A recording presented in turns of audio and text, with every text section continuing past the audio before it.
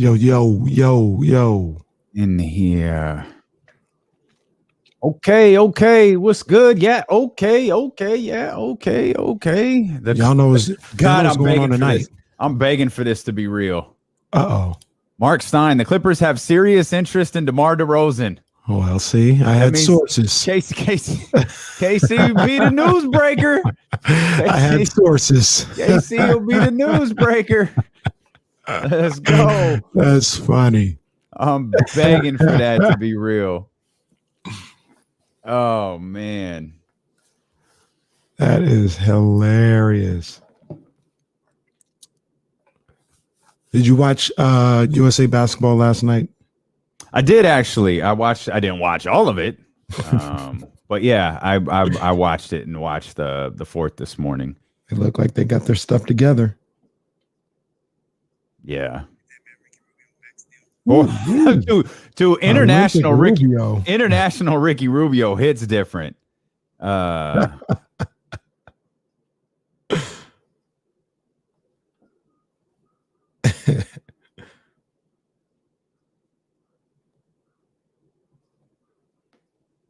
Yeah, international Rubio is different. That boy go hard. Where did he just wind up at? Cleveland? Cleveland, yeah. If I was a Cleveland Cavalier fan, I'd be like, let's go. You're right. Kings fans would be going crazy right now. Steph has agreed to a 4-year, $215 million contract extension, making him the first player in history to sign 2 career $200 million deals. And the agents in here, man, that is absolutely a movement. This free agency, man, is to get the agent in there. First year of that, is it? If I don't like it has, but I feel like they started doing that maybe a year or two ago. Man, I don't remember it being like this. Oh yeah, this is GOAT status here. This picture I'm just now seeing is that's legit, right? Status right. Oh here, yeah, that's hot stuff. That's hot stuff. All right.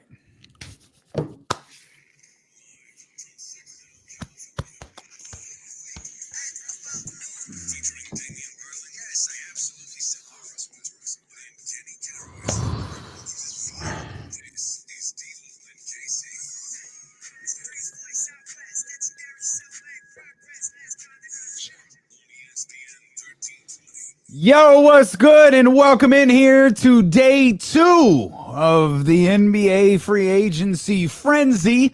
I'm Damian Barling. He is your NBA insider with news before anybody has news. I'm about to say, you know what I'm saying? I need some respect. Hey, Birdman, we got to tell these people what to do out here. You know, hang on. Put some respect on my name. Y'all saying my name, put some respect on. That's all I'm saying.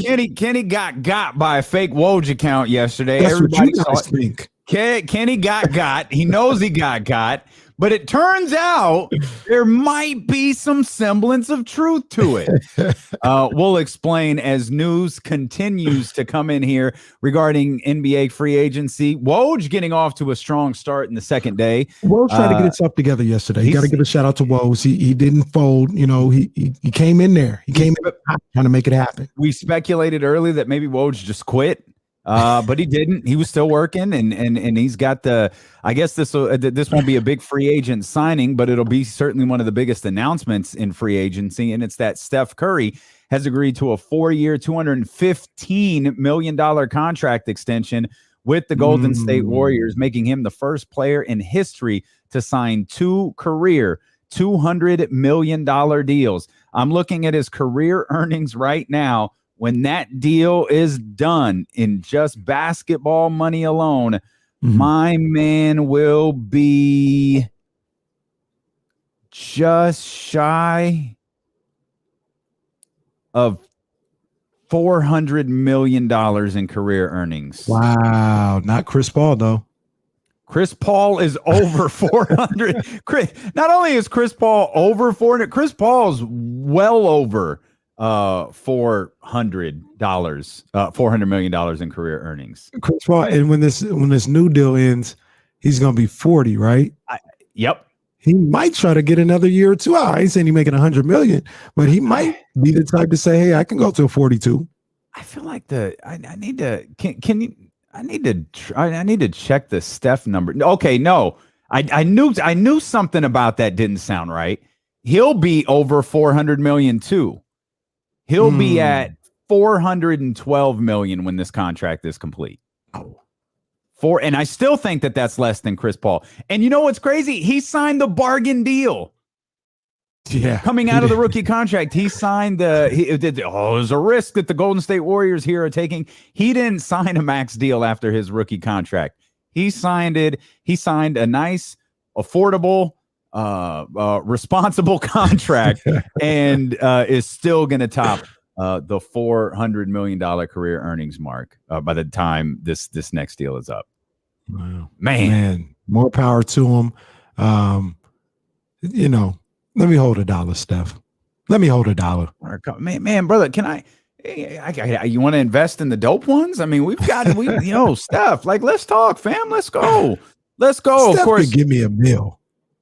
I mean, something. Like, Steph, let's talk. I got some business opportunities ahead for you, Steph. Let's talk. Have you ever heard of Luke Belair, Steph? Let's get in on this. Of course, Steph Curry isn't the big news as it pertains to Sacramento. It is Richaun Holmes, who last night, several hours into free agency, agreed to the early bird rights deal in the range of up to $55 million in total valuation of the contract. Richaun Holmes back with the Sacramento Kings, along with, they're all back. Alex Len is back. He was gone for a while, but he's back. Your boy Moe Harkless is back, which I absolutely did not see that coming. We're waiting to see what happens with Terrence Davis. We'll dive into, what happens next in terms of Buddy, Marvin, trades, different things like that. There's some speculation over the Tristan Thompson stuff. We'll get into all that. I know some Kings fans on Twitter are a little anxious right now because Richaun Holmes professed his love on social media. He tweeted, "I love Sacramento," and then I guess the tweet was gone this morning. So I had to do a little Twitter investigating. Dr. Holmes tweet still there. Richard Holmes tweet still there. Perhaps most importantly, Richaun's agent, the tweet, it's still there. I don't know what happened to Richaun Holmes' tweet. Maybe he was using the old Mark Cuban app where stuff like disappears. I forgot what it was called, but you'd send stuff that just disappeared. Maybe Richaun was using that, but Richaun Holmes back with the Kings and until further notice. Richaun Holmes is back with the Sacramento Kings. First and foremost, I'm gonna do it cautiously, but I'm still gonna do it. Air horn to Richaun Holmes. Got to get some for Alex Len coming back as well. And then we also got to get some from my main man, Moe Harkless, coming back to Sacramento. Let's go. I don't even think we need to be cautious, man. I think we're good. I don't know the meaning behind the deleted tweet. I'm not going to be particularly concerned about it. But the only thing I can think of is, it's a legality, right? Like the deal isn't official till the 6th. They can't officially sign. So, his mom and agent, they can say whatever they want. But Richaun Holmes himself probably can't say, especially something as specific as 4 more years or something like that was a little specific. So that's what I'm looking at. That's what I'm hoping for. Yeah, we'll see. I'm not remotely concerned about it until someone jumps out and says, "Hey, the Toronto, Charlotte, somebody has swooped in." I'm not even remotely concerned about it. Richaun Holmes is a Sacramento King, so let's ride. The people who are tweeting notes, go ahead. No, I was just gonna say, because the only thing that gave me pause. Did you see the tweet from Fear the Brown at Fear the Brown? No. So this is an NBA guy. He's not checkmarked, but he's a lead writer at Bourbon Street Shots. I guess that's I don't know. I'm assuming that's a Pelican site, something like that. But he was talking about how I've talked to 2 Cap guys and the Richaun Holmes deal is not legal as reported. Kings either have future moves pending or there was a misreport. The max the Kings could give Holmes is 46.5 with the EBR. That right. flies in the face. Somebody would have caught that. Bobby Marks would have tweeted about that. That doesn't add up to me. Yeah. That doesn't add up to me. Carmelo Anthony just signed with the Lakers, by the way. Okay. Lake Show. I'm sorry. Excuse me? I ain't repping them. I'm saying Lake Show. They out there. Okay. Be careful. I like Melo and I like Westbrook. And I like LeBron. That's right. We're going to root for Melo and Westbrook. That's right. Well, don't forget about LeBron. Yeah, I like Bron. Carmelo. It's finally happened, by the way. Carmelo Anthony, LeBron James together. I guess Russell Westbrook DDT'd. We got this confirmed. Is it real? Time. Is it real? Is it real? I ain't said nothing. I ain't said nothing. Okay. Are you waiting? Are you waiting for me to get it? No, Woj got it. Oh. That's big time. Oh, wow. That's are the Lakers your new favorite team? I ain't gonna say they're my favorite team. Are the Lakers your new favorite team? Say it. Say it right now and let everybody hate you. It's crazy. I'll tell you what, dude who stopped me at the airport. I love Kenny Caraway. That stuff gonna be dead right now. That stuff about to be dead. Malik Monk. Crazy. Malik Monk, Kenny Caraway's favorite player on the planet, wow. has agreed to a deal. Woo. Also Woo. with the Los Angeles Lakers. Hey, I'm gonna tell you this right now, and I'm not gonna say it because of Malik Monk. We're gonna talk about. I guess we're gonna talk about it in depth, but. We was laughing at the Lakers a little while ago, a couple days ago. What the hell are they doing? Who was? What were we laughing Everybody about? Everybody was. They looking real favorite-ish right now. Oh, people were laughing at the Russell Westbrook deal because so essentially what the Lakers have done they've turned Buddy Hield into Russell Westbrook, Carmelo Anthony, and Malik Monk. And they still got THT. Malik Monk better than Alex Caruso. Yeah, Alex Caruso. He signed for what did he sign for, like $37 million or something? Yeah, something crazy. Wow, the Lakers are the people talking about where's the heat. Or is that Cole talking about Melo is washed? Stop it. Melo, that's trash, Cole. That's trash, Cole. Number two, Cole got the trashiest NFL takes. Cole got the trashiest NFL takes. Sometimes I wonder if he watches basketball. He hits us with some trash sometimes. It makes me think, man, Cole, I don't know the last time Cole saw a basketball game. like Melo's not what. Now, Melo ain't going, playing 35 minutes, going for 30. He's not, that's not his role. That's not what he's there for. Shooter now. Spot up shooter. I like the Wayne Ellington signing. I don't know if I was talking this with my homeboy or I'm not breaking any news. Did they get JJ Redick? No, someone suggested. That's what I was saying. I was talking to somebody. We were talking about JJ Redick. Yeah, somebody suggested the Lakers should sign JJ. They probably can't do that now with the Monk signing and stuff like that. But I still like the squad. I'm curious how much are they paying Monk? I got Bobby Marks here. Yeah, but it doesn't look like that number is out there. But I'm curious what they're paying Malik Monk. I need to see that too. Real quick. Back to the Kings for a second. Feder Rap Flip. He says Bobby Marks reported max Kings could offer was 4 years, 46 million, up to 52 million with the trade kicker. And so the number that was out there was 55. Yeah. Okay. So whoever beat the Brown, whatever his name is. Sorry, buddy.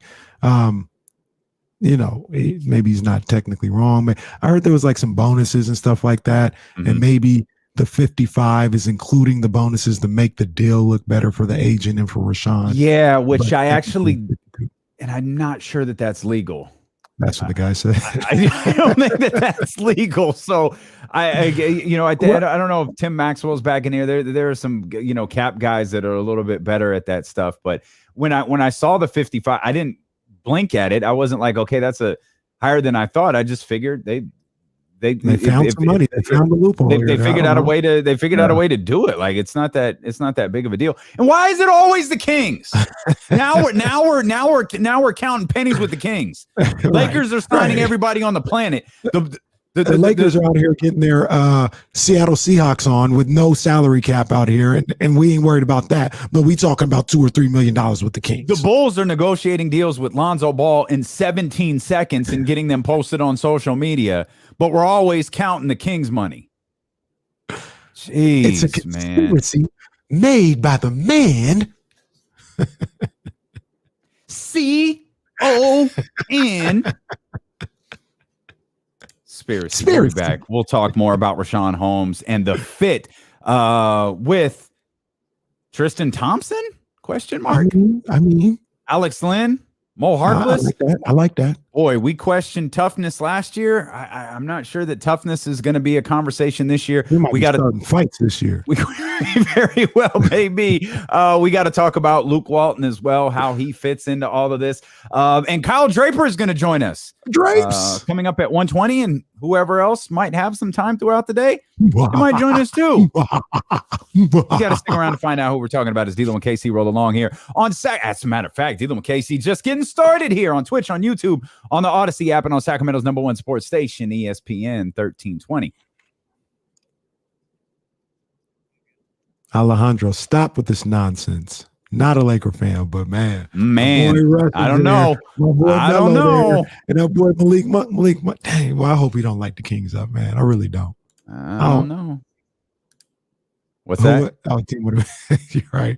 They would have been they lit. got somebody else that it was like, oh, okay, they just doing 2000. Oh, Trevor Ariza. That was the other guy. I was like, oh, y'all just doing 2009. Trevor Ariza, yeah. Kent Bazemore. They got Kent Bazemore too. That's right, Coach JT. JT, what's up, man? Coach said he was the one that said the Lakers should shine JJ Redick. I was talking with that from my home. Well, I saw it from Boogie Buzzins. Yeah. Yeah, I don't. It's not there, so I don't know if Richaun himself deleted it, but it's the tweet's not there. I don't know what you're. Oh, hey, whoops, didn't mean to. Whoa, hey, whoa! I don't know what that is. I don't know. I don't know. Sorry, Eric. He's not even in America yet, is he? Did they make? No, they made the medal. They didn't make the medal round. So yeah, back. Yeah, but no, believe me, if we pull this one off, everybody will know. We'll promote that like it's Rick Ross coming back on the show. That'd be huge. That'd be huge. Kobe, they did get Dwight Howard too. They did. Joe, relax, calm down. I'm just saying. Westbrook is my guy. Joe's not my guy. Bron's my guy. Malik Monk is my guy. Hey, they got a lot of my guys on there. I don't know. They signed my favorite player on the planet. I never blurted out Lake Show, but that's just me. That's just me. Traded for my favorite player on the planet. I never said, okay, Lake Show. I was like, oh. I didn't even say okay. I just said Lake Show. Lake Show making moves. Boy, we isolate that. Man, we isolate that clip, put it on social media. We might lose our whole audience. For real. That was wild. That is yeah, I mean, I heard it too, Roddy. I don't know what to say. Roddy, stop it. Yeah, I think that might be accurate, Daniel. I think that might be accurate, though it's weird because Melo, though he didn't say anything, he tweeted a graphic, which is, I guess, pretty creative. The Melo with the 7 and the 7 flips upside down. It's the Laker L. Kenny will have it on his profile pic here pretty soon. Nothing's better than Nick's Melo though. Oh man, even Miss P heard it, bro. Wow. Come on, man. Come on. Wow. All you guys need to calm down. Miss P heard it in the nation's capital. She was like, hey. All you guys need to calm down, man. Calm down. All you guys.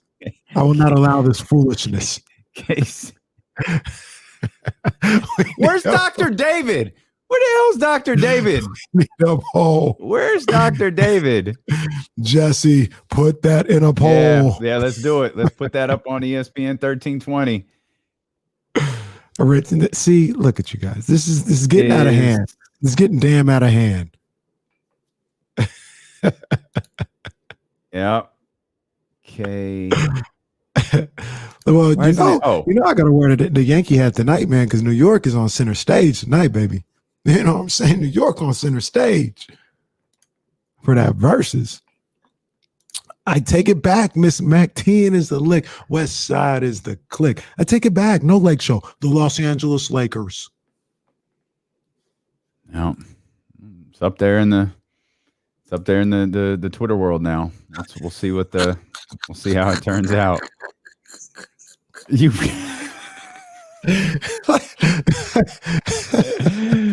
Oh man, Terrence. Hey.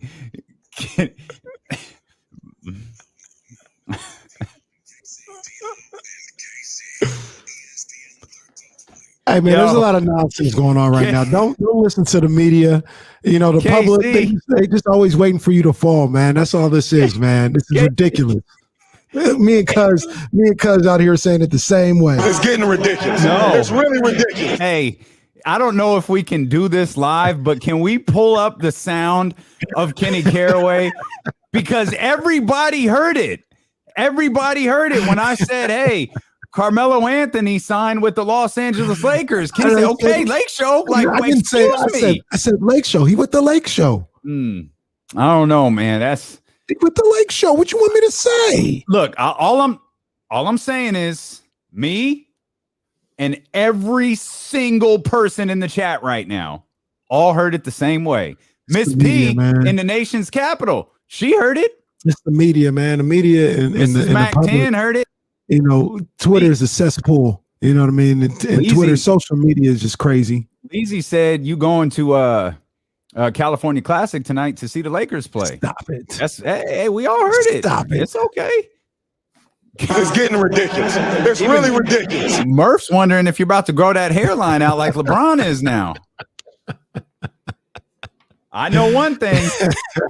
Talking about, Melo's my guy. My favorite player on the planet was traded to the Lakers. I never blurted out Lake Show. Oh, I ain't putting out no personal conversations we had. I'm just saying. All I know is my stock has never been higher because I got chicken feet and Joe Decker hitting me with Team D-Lo for life. That's right. Now it's going to be you stopped at airports and you stopped at company. Who said functions. It don't happen now? It could happen right now. You know what I'm saying? I'm just the other guy on the show. All right, let's get back to work here. Mark Wong wants to know: are you meeting the Lakers bus outside Doco? Just absolutely not. No, absolutely not. Even John Bowles hitting the text line, even hitting my phone, going, man, I heard it. Oh, I heard it. Jeez. Hey man, yikes! It's all about Melo and Malik Monk. Those are big time signings. Oh, okay. That's all it is. Dave Garcia says, wow, David. Get Jazz to shit it. Maybe you should sit this one out. Like I said, D-Lo stock. D-Lo stock never been higher. 1320 out here tweeting nonsense. What do you mean? I don't know what you're talking about. We posted a poll. I don't know where Dr. David is. He's usually in charge of the polls, but we posted a poll after announcing the Kenny blurting out Lake Show is I am K Diddy a Lakers fan? And the options were yes and obviously. And this is just getting ridiculous. It's really getting ridiculous, man. Say it again, cuz. It's getting ridiculous. It's really ridiculous. It is. I don't know, man, but we're happy for you and your team. Oh my y'all gotta y'all signed to, I mean, this would have been in a hell of a team a couple years ago. But I like Carmelo. We'll see what this winds up looking like for the Lakers. Obviously, I love Russell Westbrook. Malik Monk, I think that's a big time signing for them. He's a guy that you've liked a lot. He's a guy we've talked about here, and can we get him to Sacramento a couple of times? Though it didn't necessarily after the draft in particular. But now let me say this: I just seen that Melo little video. Mm-hmm. Why the hell can he tweet that and Richaun can't say 4 more years? Well, I don't know. The man has the Laker logo in there. I don't know. I have no idea. There's probably some reason behind it. I'm not going to read anything. Again, his brother, Richaun's brother, didn't delete any tweets. His mom didn't delete any tweets. Most importantly, his agent didn't delete any tweets. There hasn't been any single shred of, hey, something's wrong here from any of the insiders, any of the reporters. Like it's much ado about nothing, given the scars of the Bogey Dante DiVincenzo thing, given the scars of the Buddy Hield Los Angeles Lakers thing. I think fans are probably just a little bit antsy. That's all. Yeah, I am. Are you? It's nothing. It's nothing.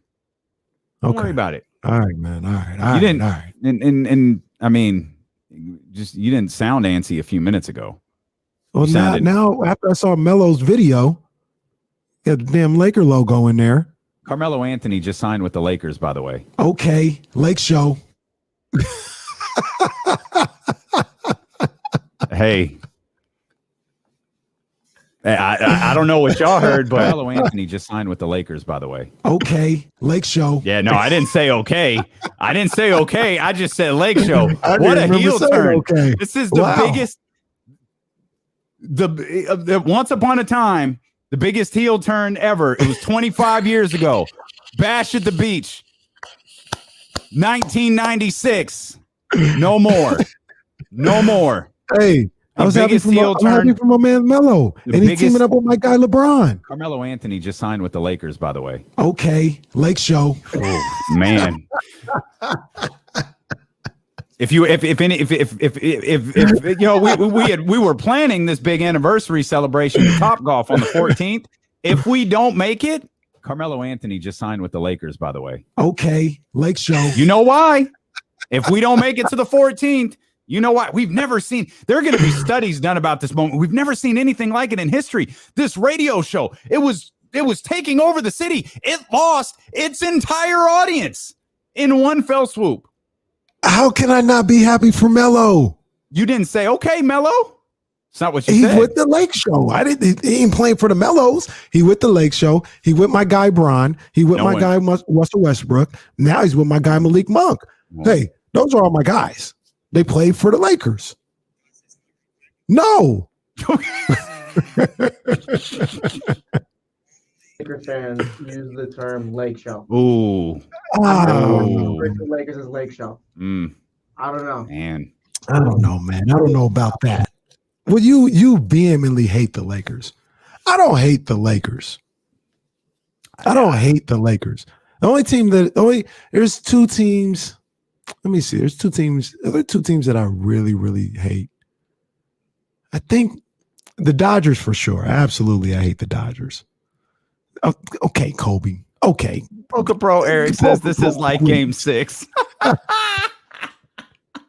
Okay. This needs to stop. Man, Danny in San Francisco getting ready to cut the feed. He's like, let me salvage what's left. It'll be D'Lo and Jesse next week. We're gonna let this situation cool off. Oh man. See, I'm telling you, the media, and then it'd be your own kind. It'd be your own kind. Jazz in here talking about I equal gold and purple hearts. Man, no one knows better than Jazz. It'd be your own people. Wow. Damn. Can't trust nobody. Stone Cold told me DTA. Yeah, we feel the same way. Carmelo Anthony just signed with the Lakers, by the way. Okay, Lake Show. Man, what a moment. What a moment here for just a devastating moment. I can't be happy for my guy linking up with my other guys. Again, who's my favorite player? Russell Westbrook. How many times did I yell, oh, Lake Show when Russell Westbrook got traded? Because he was going to nobody. These guys are all linking up now. He's going to LeBron James. He's going to nobody. He's going to a team that won the title in 2020. You don't even like LeBron. I like LeBron. So when all my guys are getting together, we all see that. Y'all know I like LeBron. Like LeBron, Melo, yeah, Russ. Yeah, they're all on the Lakers. That ain't my responsibility. I don't want them on the Lakers. Hey, Carmelo Anthony just signed with the Lakers, by the way. Okay, Lake Show. I don't know what you want me to do. It's right there. It's facts. It's facts, Javon. We're 26 minutes into the show. I don't know how we're going to get past this. I don't know how we're gonna get cash passes. KC just dropped the leg on us. I never thought I should have blurted out as this show started. Whose side is he on? Never thought for a second. Never thought for whose side is he on? What are you talking about? Never thought for a minute. Caraway would walk in and drop the big leg, but here we are. Man. Come on now. You know it's 916 for life over here. Go ahead. Always Sac Kings. Mm-hmm. But hey, my man Melo is linking up with my guy Bron, who is linked up with my guy Russell Westbrook. What you want me to do about that? Don just posted your new avatar over there on. I see it, man. Come on, man. You look good in gold and purple, man. You look good. You look good. I want you. Hey, own it. Like you look good. You look good, bro. As we roll along here, and then to everyone, I apologize. Y'all are welcome. Hey, I got you. I got you. I'm going to the California Classic tonight. I'm hoping to see all of you as we watch the Sacramento Kings play ball tonight. I'm going to the Golden One Center to see the Sacramento Kings play tonight at the California Classic. Like I said, man, this is. I swear, man, the media and cancel culture is out of control. The media and cancel culture. You're going to drop all Lakers matter on us, every single one. Go ahead. Marcus, can't get any worse at this point. Guy over at the B, Marcus, I'm not part of no Laker Nation.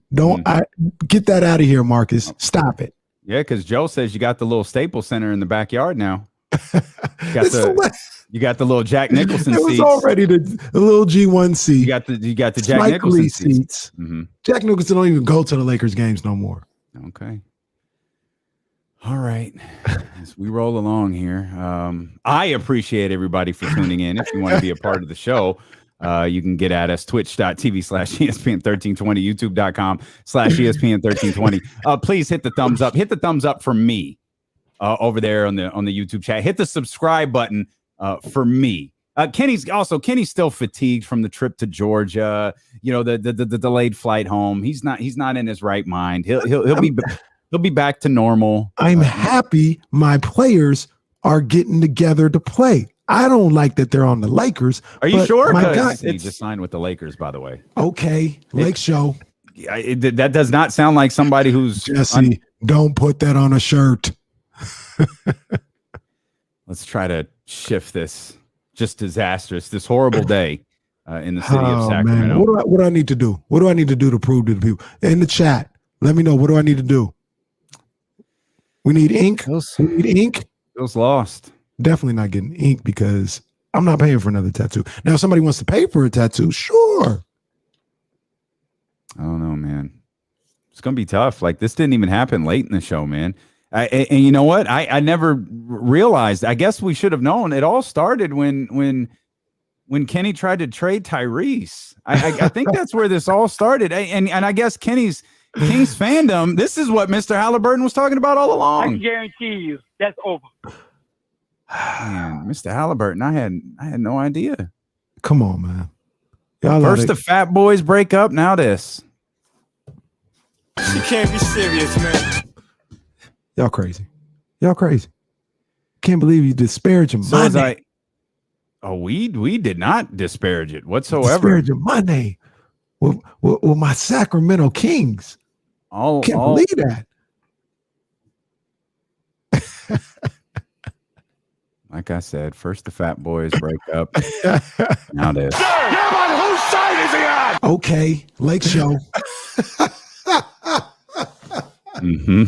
On whose side is he on? Okay, Lake Show. Biggest heel turn in history, right there. Biggest heel turn in history. As we attempt to. Can I trouble you to talk about the Sacramento Kings? What was your third favorite team behind the Knicks, or absolutely not? It's the number one team. It's the number one team. Okay. I don't know. You got a Yankees hat on. You talk about Lake Show. I don't know. You feel like LeBron James right now. You got a Yankees hat on. You talking about the Lake Show. I do like the Yankees. Okay. They're not my favorite team, but I like the Yankees. All right. Remember, I always said there's only one hat I'll never have, and that's a Dodgers hat. Other than that, yeah, we're all the baseball hats. Would you, if three baseball players that you liked all linked up with the Dodgers, would you go, okay? Nah, absolutely not. I don't know what Dodger fans say. Okay, trash. That's what I would say. Wow. But that didn't cross your mind when Carmelo went to. Well, no. It's about Whose side is he on? okay, Lake Show.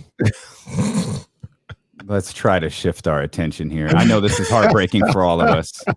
This is heartbreaking for all of us, but we've got Kings basketball to talk about. We got Kyle Draper joining us at 1:20. I don't know how Kyle Draper is going to feel about this. I'm surprised he hasn't canceled. Or we did have a third man we were hoping would pop in. Now maybe he's canceled too. We've got the California Classic tonight. We've got Richaun Holmes back with the Sacramento Kings. We got Alex Len coming in. We got Moe Harkless coming in. Let's go back to something we've talked about for a while.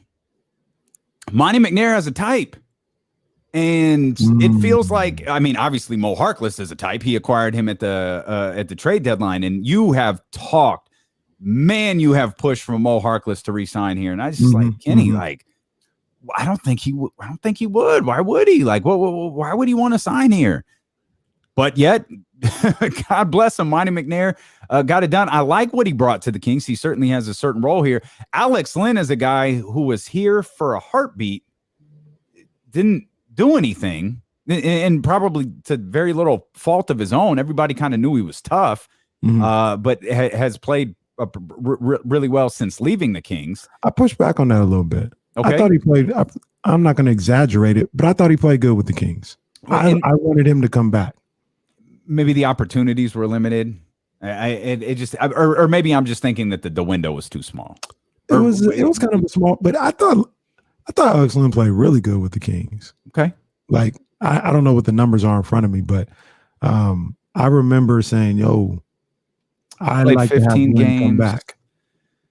15 games. I don't have any numbers for him with the Kings. He started the season in Toronto, finished with the Wizards last year, 57 games, 40 starts, 7, 4, and 1 block. So I don't have the numbers that he did in those 15 games with the Kings, but those are the numbers that he did last year with Toronto and Washington. That is like a under the radar signing. So he only averaged 5.9, 6.6 rebounds in 15 minutes a night for the Kings. Okay. Yeah. But I liked everything that he brought to the table when he was with the Kings. Everything, the toughness. There was like an ability to finish around the rim. I like Len's game when he was here in Sac. Had some big moments. I don't know if you remember that Saturday afternoon game against the Clippers that the Kings went down there and won. Alex Len kind of got in a scuffle with who did he get in a scuffle with? I can't remember exactly. Him and Harry Giles were really good that day. And that was one of the first time Len really caught my eye, and he played really well outside of that. I like him coming back. Yeah, I think a lot of people too. I think a lot of Kings fans were happy about that, and rightfully so. Which kind of brings up another question. And I know there's like talk about Tristan Thompson and this deal, and whether Tristan Thompson is actually going to be a King. Is it going to be used for something else? I don't know if Tristan Thompson is more desirable than DeLon Wright. You know, that could be because the money is about the same. I don't know if they had to acquire Tristan Thompson and maybe work out something else. But with Richaun back, Alex Len is Tristan Thompson. I don't mean to be a jerk. Is he needed? See, I'm trying to figure it out. You got Shemezi too. Like you got Damian Shemezi. Jones is here now. That follow how that goes, but he is.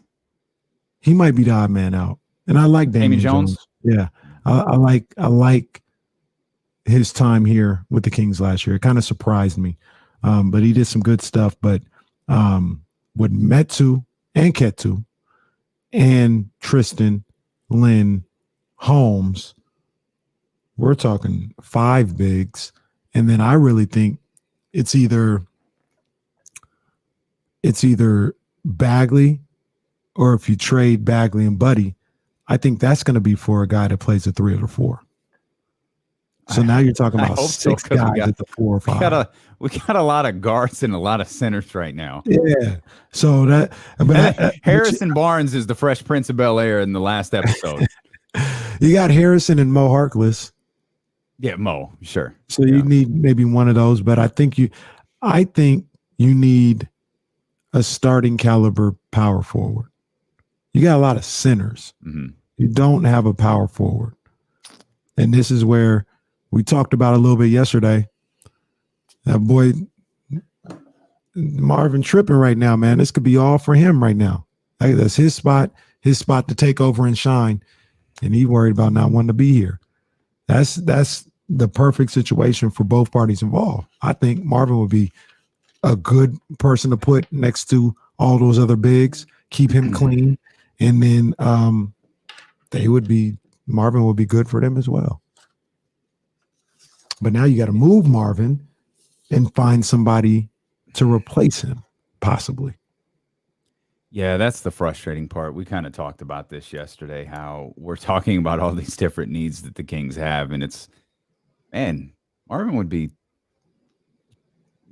had his head right, or had a desire to be here. Man. If Luke and Marvin and Monty could get on the same page, it feels perfect. It's a hell of an opportunity. And if he and everybody involved would just see that. See what one season can do for your next contract? See what one season can do for your next deal? Mm-hmm. Mm-hmm. Man, he has an opportunity. Man, I don't know. You talk about babyface turns, heel turns. I don't know how you don't go to Monty or you don't go to Luke or your agent or whoever, your dad, for God's sakes, and just say, man, my best opportunity to get a contract. I've lost the Trae Young money. I've lost the Luka Doncic money. I've lost all of this money. The Mikal Bridges, DeAndre. I've lost all that, but I can get a healthy extension next year if I do. If I put in work here, and have a great season. His best opportunity to put in work anywhere is right here, man. Because if he gets traded somewhere else, he's going to be looked at with the side eye. Like, oh, maybe we'll ease him into things. Oh, it'd be nice to have him late in the season. Oh, he could potentially do this. I don't know that he's going anywhere with.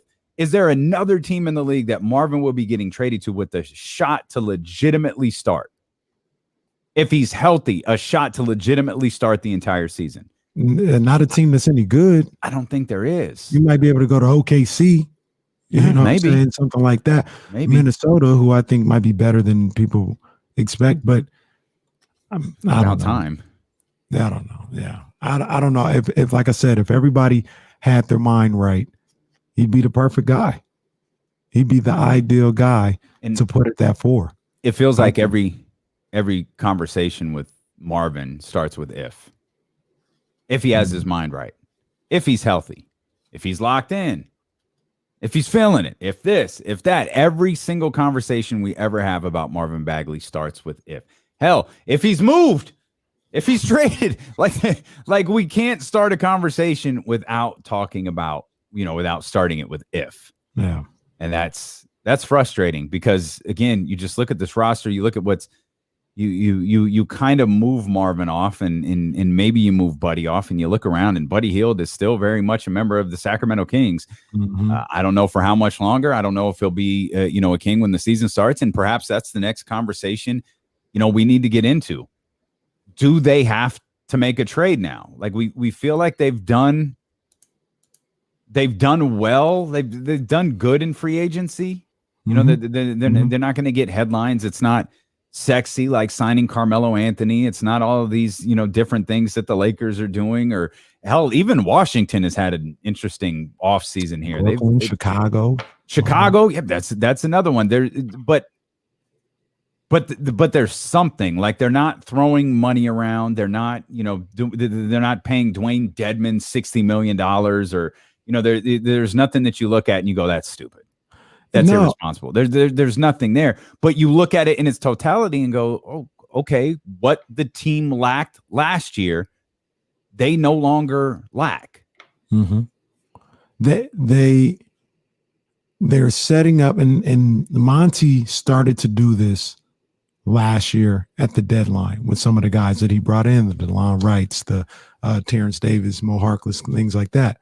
He's setting up the pieces around everything. I feel like the pieces around the guys that are supposed to be the guys are pretty damn good. You know what I mean? You look around, you got a Moe Harkless, like I talked about. Tristan Thompson or DeLon Wright, either one of them, good pieces to have around. Terrence Davis, I think he's a good piece to have around. These guys that are around are really good. Now you got to zero in and you need the star. You got one in De'Aaron Fox. You got a borderline one in Tyrese Halliburton. You need the other one. And once again, we hoped it would be Marvin Bagley, but if it's not, if they move away from him, you want to do that maybe for that deal that everybody's praying for out there with Buddy and Marvin, future pick for, hell, if you want to say Ben Simmons, fine. I'm thinking more Tobias Harris, but a guy of that ilk, either one of those two. Yeah. You got the things surrounding it. Now you need to put that piece of the puzzle in place.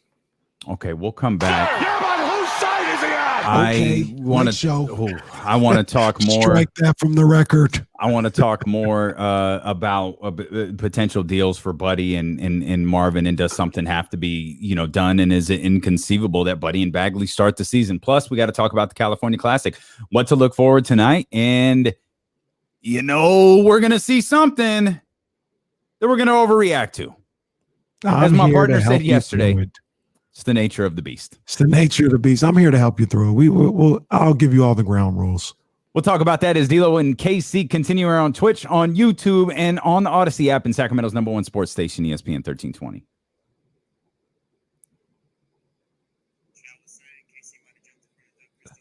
And might have taken that uppercut. I don't know. Who did that recently? That was it was one of the Usos. He jumped in front of the 619. Booyaka.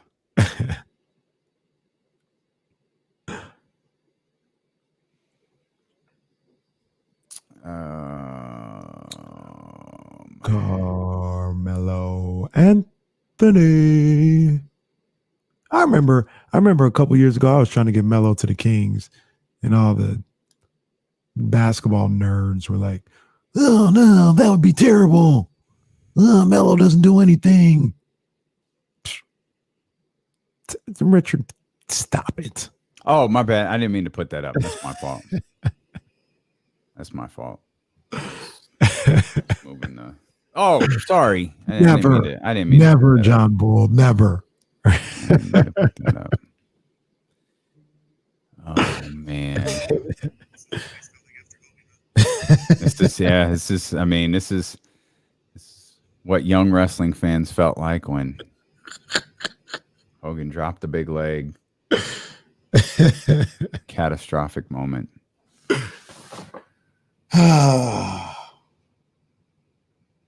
Man. Carmelo's 37, LeBron's 36, Trevor Ariza's 36. Marc Gasol went back to the Lakers too, right? He's 36. Dwight is going to turn 36 in December. Oh, man. Yeah, they are a little old.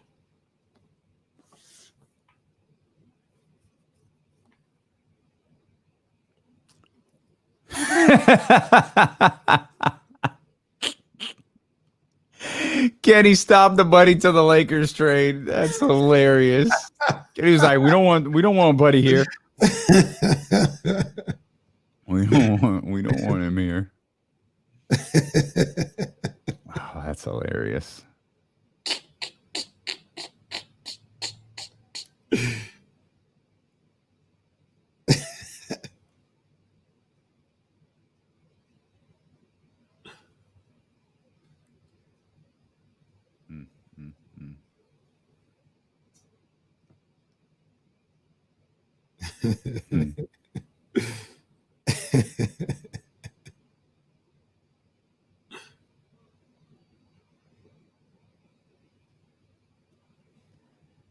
All right.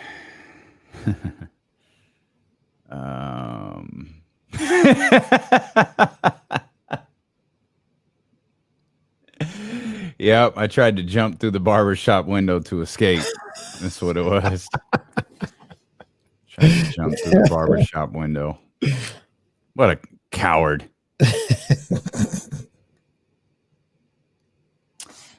Buddy for Oubre. Oubre's not signed anywhere, though. No, they could just sign. Well, they can't just sign him.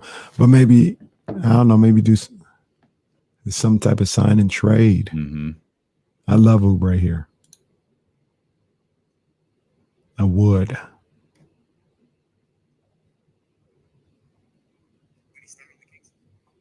No, I don't think so. Because the whole thing is I want Harrison to stay at the 3. He'll be an interesting He'll be an interesting contract to see. I'll be very, very curious. Yes, Will W, they do. And people were wondering if that was offered to Otto Porter. Did you see that note last night? I mean, it makes sense. Yeah.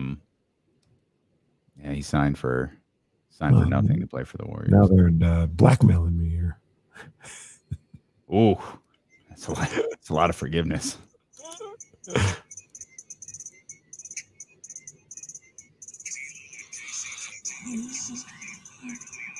Absolutely. If you haven't downloaded the Odyssey app, you better. Not only can you listen to D-Lo and KC there Monday through Friday, not only can you listen to D-Lo and KC there on demand in the podcast section, you can also discover hundreds of new exclusive music stations available now for sports and music fans by sports and music fans. The new Odyssey exclusive stations on the Odyssey app, brought to you in part by Macy's and Geico. Just one of the many ways you can listen to D-Lo and KC.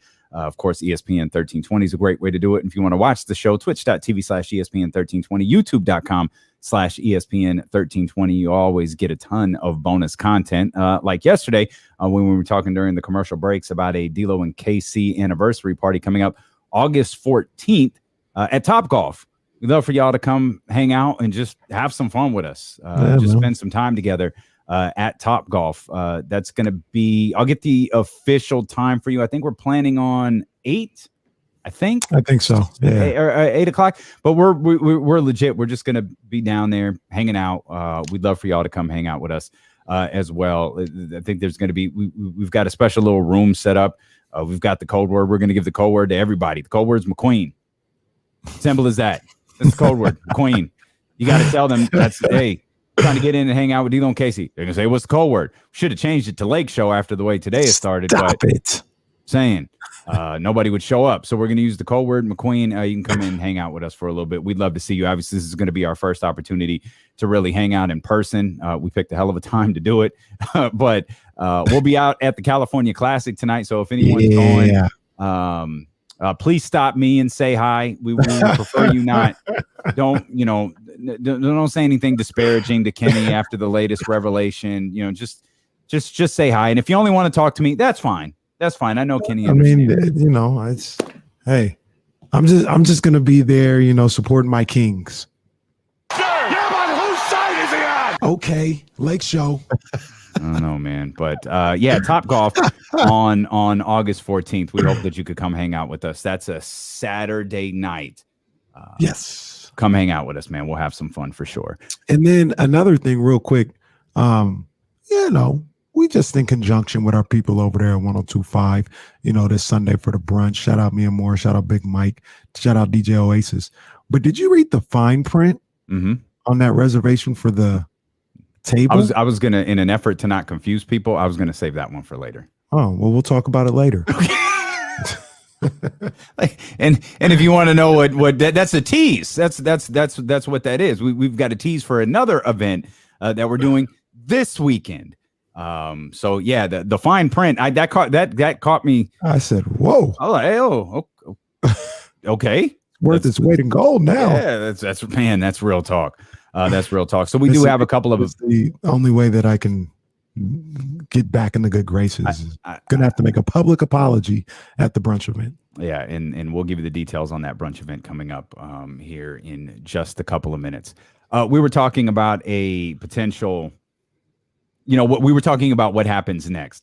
for the Sacramento Kings. Richaun Holmes felt like item number one, though it wasn't the first thing announced. I got to believe it was the thing that they were working the hardest at. We got the Moe Harkless signing. We got the Alex Len signing. That all, fell after the failed deal with the Los Angeles Lakers and Buddy Hield. We got the Richaun Holmes signing last night, and I felt, everybody, I think, feels really good about the Richaun Holmes signing. It makes everything else that the Sacramento Kings did look a little bit better. It's like, okay, I like this. This is good stuff here. We'll see what happens with the Tristan Thompson, DeLon Wright stuff. Not necessarily whether that deal goes through, but if Tristan Thompson is used for something else, if Tristan Thompson is part of another deal that Monty McNair potentially makes, which actually leads us into the question that I have for you and everybody listening. If you want to get in on the phone lines, you can certainly 916-349-1320. Do the Sacramento Kings have a lot more work to do? Terrence Davis is obviously out there. Buddy Hield is still a King. Marvin Bagley is still a King. We feel like those are all things that need to be addressed. Terrence Davis did get the qualifying offer from the Sacramento Kings. He is a restricted free agent. His agent and his team have the opportunity to, talk to other teams and to sign a qualifying offer from someone else. The Sacramento Kings have the ability to match that or to let him go. But the other two feel a little bit more complicated, especially with Buddy Hield, given what happened last Thursday. At first, my first thought was like, they don't have a whole lot to do. But now they do. They got a lot to do. Okay. They have to take care of the Terrence Davis situation. I'm not necessarily sure they have to go out and sign another free agent, but they do have to find a suitor for Buddy Hield. Buddy Hield first and foremost. And if that means packaging Marvin Bagley and you're getting something better than him at the power forward spot, then so be it. You got to do what you got to do. But that's gonna be a little bit of a task, but they got to move on from Buddy, for sure. I'm not ready to push the button on Marvin just yet, but if you're getting something better, like I said, if it's a Tobias Harris situation, absolutely, you got to find a way to make that deal work with the parameters involved. The Sixers, by the way, just signed earlier today, signed Andre Drummond. Yeah, that was kind of bizarre. Is interesting. I don't want to call it confusing. It's interesting. No, it's confusing. Okay. All right. It's that too. I'm okay. not sure what they're doing with Andre Drummond. Is he going to play that Dwight Howard role? Yeah. Are they trying to go super big in the front court? I don't know. I don't know what that's all about. Definitely confusing. So the Kings, they got to, like I said, if you can get someone better, a Tobias, a Siakam, somebody like that, then Marvin Bagley at the power forwards position, then absolutely you try to make that happen. Is there a sign and trade possibility for John Collins? I don't know. I doubt Buddy would be going to Atlanta, but I don't know. And then you wouldn't even have, I don't know. I don't know what that money's looking like. Yeah, that doesn't. Buddy to Atlanta doesn't make any sense. Mm-mm.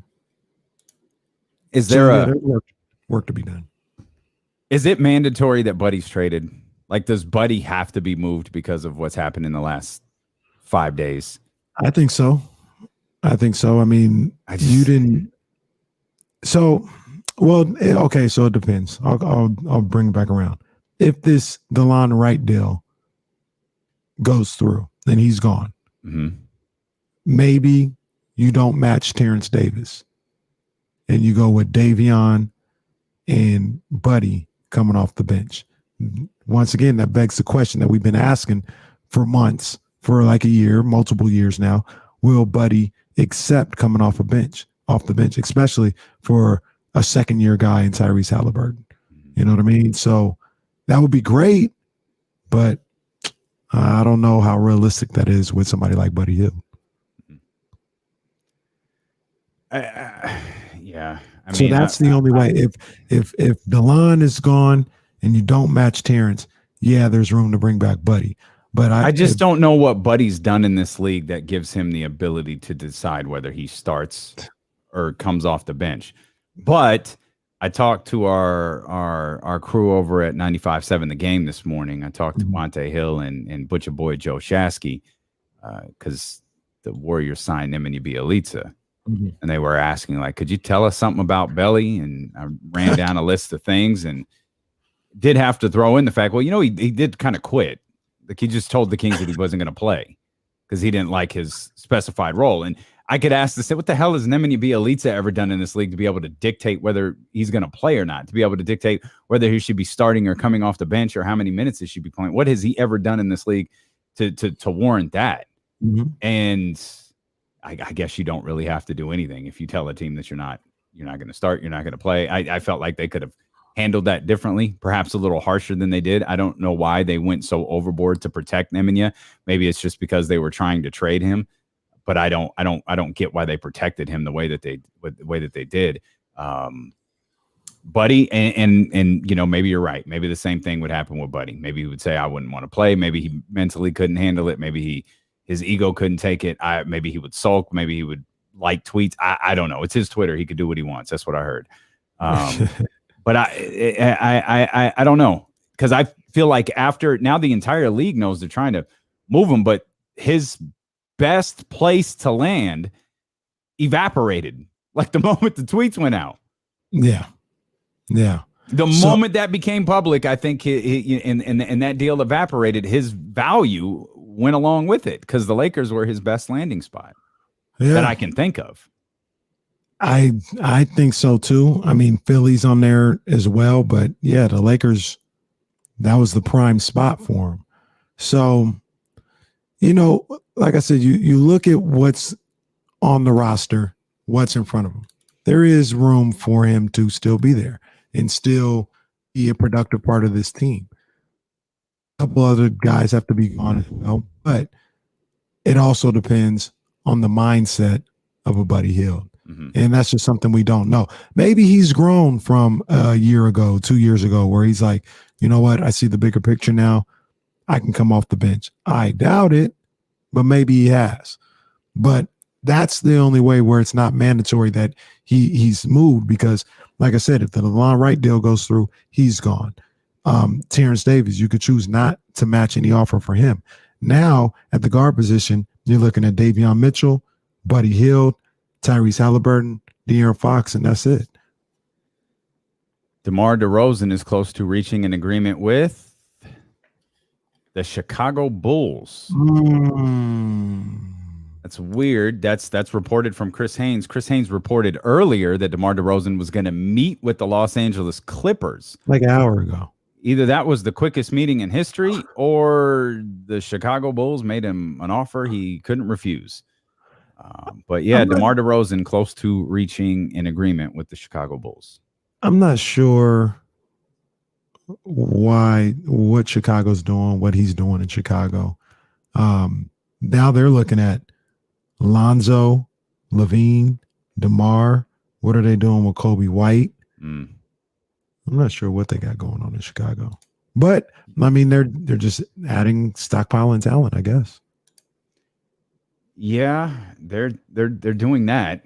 You're listening to D-Lo and KC on ESPN 1320 KIFM, West Sacramento, KRXQ, HD2 Sacramento, and Odyssey Station, and driven by Lashers, Elk Grove Dodge. Kyle Draper going to join us coming up in about 20 minutes. I just was going through the roster. Plus, they just signed Caruso to some kind of contract. They did. Yeah, they signed Caruso to some kind of healthy contract. 916-349-1320. If you want to get in on the conversation, we'd love to hear from you. Tanner, we appreciate the call, man. What's on your mind? Tanner. What's going on, guys? What's up, man? With my buddy, longtime Kings fan. How you guys doing? We all right, man. We all right. Good. Yeah, I'm a longtime Kings fan too. Yeah, I'm a longtime Kings fan too. Just me, but I'm definitely.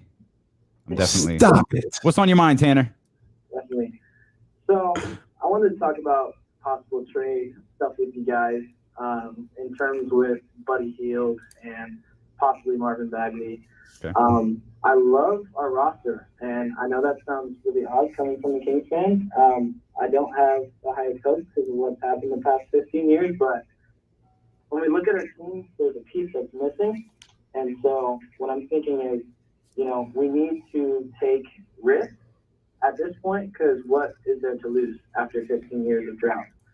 And so with that, I love what Kenny was saying with going after someone like Siakam, or you guys were even talking about somebody like Tobias Harris or Ben Simmons, which isn't the most likely trade, but when we look at people like Siakam or Harris, those are the two players that are more likely to land in Sacramento simply because of what we can give them and their contract that they would be giving up. So I want to see your guys' thoughts around that, but that's my thought as a Kings fan and somebody that's been waiting for 15 years now for the playoffs. Yeah. Tanner, is Tanner still there? Oh, we might have lost. Tanner, you still there? Oh, can you hear me? Yeah. Okay, we hear you now. I just want to ask you, sound pretty young. How old are you, Tanner, if you don't mind me asking? 22. Yeah, you've never seen the playoffs like that or recollection. So we got to get there for my man Tanner and all the Tanners out there, man. Tanner, we appreciate you, man. Thanks for the call. And yeah, like we've been saying that for a while. Swing for the fences, see what you can land. Siakam, we've always liked Pascal Siakam. We always liked the idea of pursuing Pascal Siakam since the little quote blow up with Nick Nurse. But the surgery changed it a little bit for me. Absolutely. Because it's not an immediate, because our belief is now.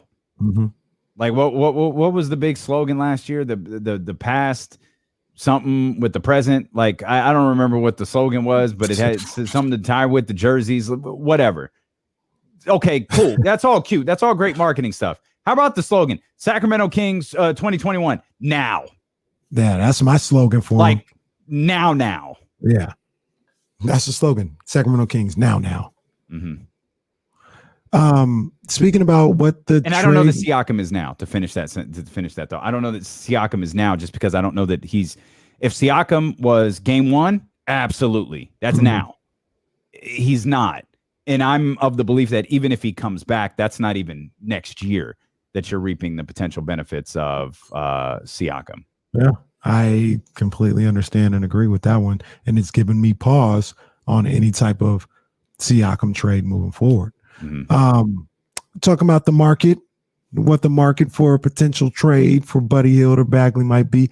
Does this affect your thought on what the market might be right now as we talked about DeMar DeRozan going to Chicago? Let me, since you bring that up, before you dive into that thought, let me mention that the Spurs are finalizing the DeMar DeRozan Chicago Bulls thing. That's a sign and trade for Thad Young, a future first-round pick and 2 second-round picks.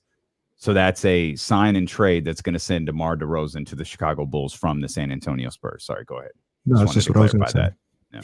Oh, I thought you were talking about exploring a market. Sorry. Well, I was going to announce that trade and be like, does this affect the market? Well, I got the real one. I actually got it from Shams. I was looking at Shams too. Not Hams. Shams got not Hams. I got it from Shams with an S, not from Shams with a C.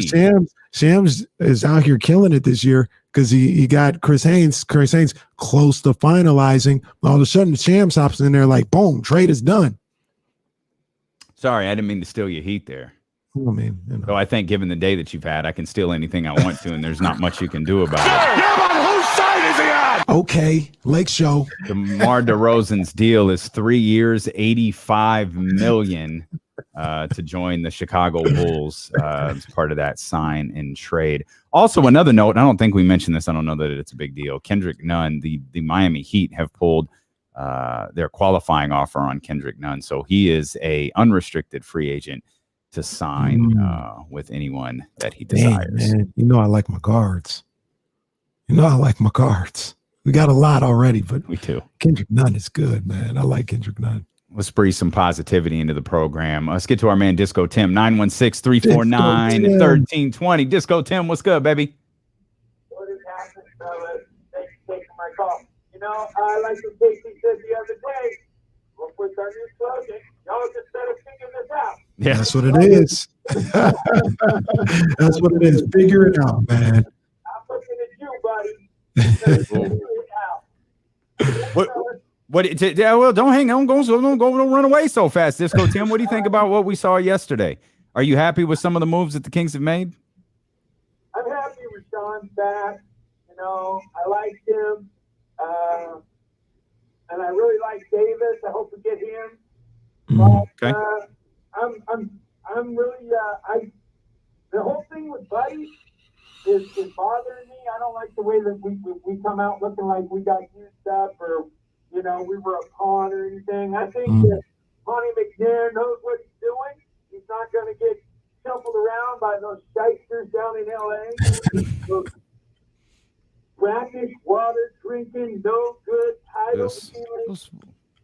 Wait a minute. What is this? White men can't jump? Like, what are we? Is it Kadeem Hardison on the line? What are we back to throwing multi-layered insults? And hey, Tim, you're talking about Kenny's team, man. Be careful. Stop. Do not listen to him, Disco. Disco, Tim, don't listen to him. Tim, we love you, buddy, man. Thanks for the call. Appreciate you, Tim. And taking shots at your team like that, man. That's crazy. Crazy stuff right there. So, a little California Classic news. Okay. I thought tonight was going to be a big one. I thought it was. I'm not going to say it was going to be Kings Lakers when Bagley and all them were in there. Oh, and Harris. I wasn't going to say it was going to be all that. That's still wild. But that's still one of the wildest things I've ever seen. It really was. But tonight was going to be a big one. Davion and the Kings going up against the Warriors with Kuminga and Moses Moody. Mm-hmm. Well, Anthony Slater says, ain't going to happen. Kuminga and Moses Moody will not debut for the Warriors in Sacramento tonight. I'm hearing team is holding them on the front side of a back-to-back. They will debut tomorrow versus the Heat.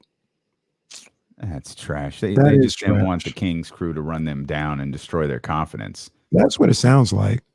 I mean, all those times Lonzo Ball ran from De'Aaron Fox. We all saw it. We all saw it. Now, are these guys already getting load management? Load management. Yep, they've played 0 games. Load management for Moses Moody and Poker Pro James Wiseman playing this year then, huh? Okay, that's gonna be good to see. I want to see James Wiseman. He's an interesting. And did I read this right? I don't know. Is Kyle Guy on their roster? Yeah, he is. That He's happened gonna in get the middle of the night. It felt like Kyle Guy's going to get a thunderous ovation at the Golden One Center. Is he gonna get the biggest ovation of the night? No, it's gonna be Davion will. Yeah, Davion will. Or said this to you, if Tyrese is there, if he's introduced to the crowd, like he will. And I think even if there's a squad there with like De'Aaron, I don't imagine. Hell, I don't imagine Richaun is sitting courtside. But I have no idea. I have to imagine that in terms of players, yes, Davion gets the biggest pop, as they say in wrestling. I saw that I was just watching some highlights from Richaun Holmes and Tyrese Halliburton last year. Man, it's gonna be some good stuff, man, in front of a crowd. Ooh, that's gonna be some good stuff in front of a crowd, man. Those boys, if they can get cooking up in the open court and Tyrese is out there giving no look, little magic like passes to a streaking Richaun Holmes for the bang out. Ooh, it's gonna be popping. Can't wait. If you're not following us yet on social media, shame on you at ESPN 1320 and at D'Lo and KC. I'm just looking. We've got some questions coming in here from our ESPN 1320 account. Again, that's at ESPN 1320. Aaron is wondering, are you and Jason changing the name of the podcast to LA Live Vibes? Aaron, stop it. Just asking. I mean, hey, I think that's a fair question. It's a terrible question. I think it's perfectly fair. Let's check in with the poll that we've got here. Is Kenny Caraway a Lakers fan? 38.4% say yes. 61.6% say obviously. Oh my gosh. So Jesus. That's what a day. What a day. I can't believe my people turning their backs on me, man. Oh, I'm sorry. My people turning their backs on me. They turned their back on you. Well, I guess every good villain got to believe that they're doing the right thing, and I guess that's what that statement was. They turning their back on me, man. I got a I got a question for you. We got Kyle Draper coming up in just a couple of minutes, assuming he's not going to cancel after the things that he's heard here from this program today. But Kyle Draper set to join us coming up here in a couple of minutes. We'll ask him this question, and I'm going to ask you this question too. Alex Len, hell, I remember when the Chimezie Metu thing happened with Valanciunas. One of the first names we saw pop up in King's Twitter universe. Oh, if Alex Len was on this team, something would have popped off. If Alex Len was still here, something. We're gonna be smacking people around this year. We saw what Moe Harkless. We saw Moe Harkless's impact on the toughness barometer. Are the Sacramento Kings suddenly tough? One of their biggest weaknesses last year. Did Monty McNair address that in the offseason? And is it enough? We'll talk about that amongst ourselves. We'll talk about it with you, and we'll talk about it with Kyle Draper. Also, we'll get Kyle Draper's thoughts on the newest Sacramento Kings coach and what that means for him in the upcoming basketball season. That's all on the way as D-Lo and Casey continue here on Sacramento's #1 sports station, ESPN 1320.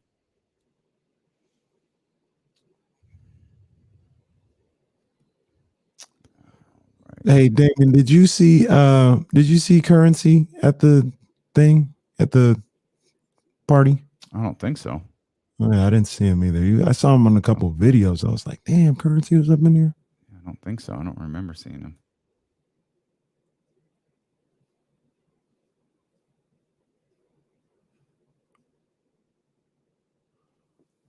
Oh, we got some great pictures from. Yeah, this is pretty cool. We got some great pictures from Rick's house that we're going to share with everybody in time. Did you see a couple local Atlanta celebrities were in the house? Did you see Mimi Faust was in the house? I didn't She see was her there. either. And are you familiar with Bucky? I think that's who. I am, only because of. Oh, yeah, you were there when we saw her. Yeah. Bucky was in the house. I didn't see Mimi, though. Somebody said they saw Mimi. A rose sighting. Yeah, I saw the pictures of him on the blue carpet sweating like crazy. He said, man, nah.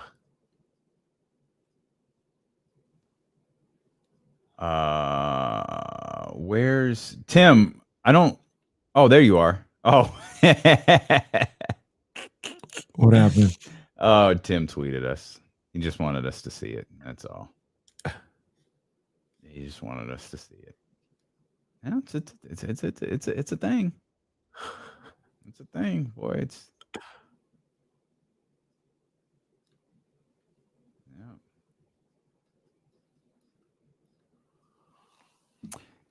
Thaddeus Young, Al Farouk Amino are both expiring contracts. What is Tony Snell?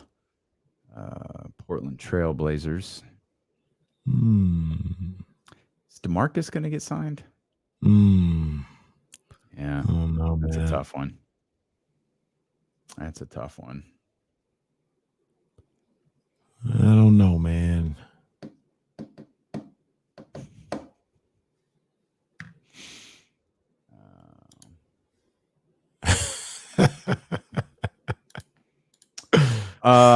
Poker Pro, it's close. It's close. I don't think we took any pictures of that we obviously had the pictures of the pool, but like there's a lot that you didn't that you couldn't see pictures of. But even on the pool area, there was a walk down where there was just a huge field. There were, like 5-6 more bars, and then that's where all the food was. And no damn sense. that's where the baseball field was. That's where the baseball field was with all of the sponsors. So it's pretty close. It's a little bigger than the Caraway compound, just a little bit, a little bit.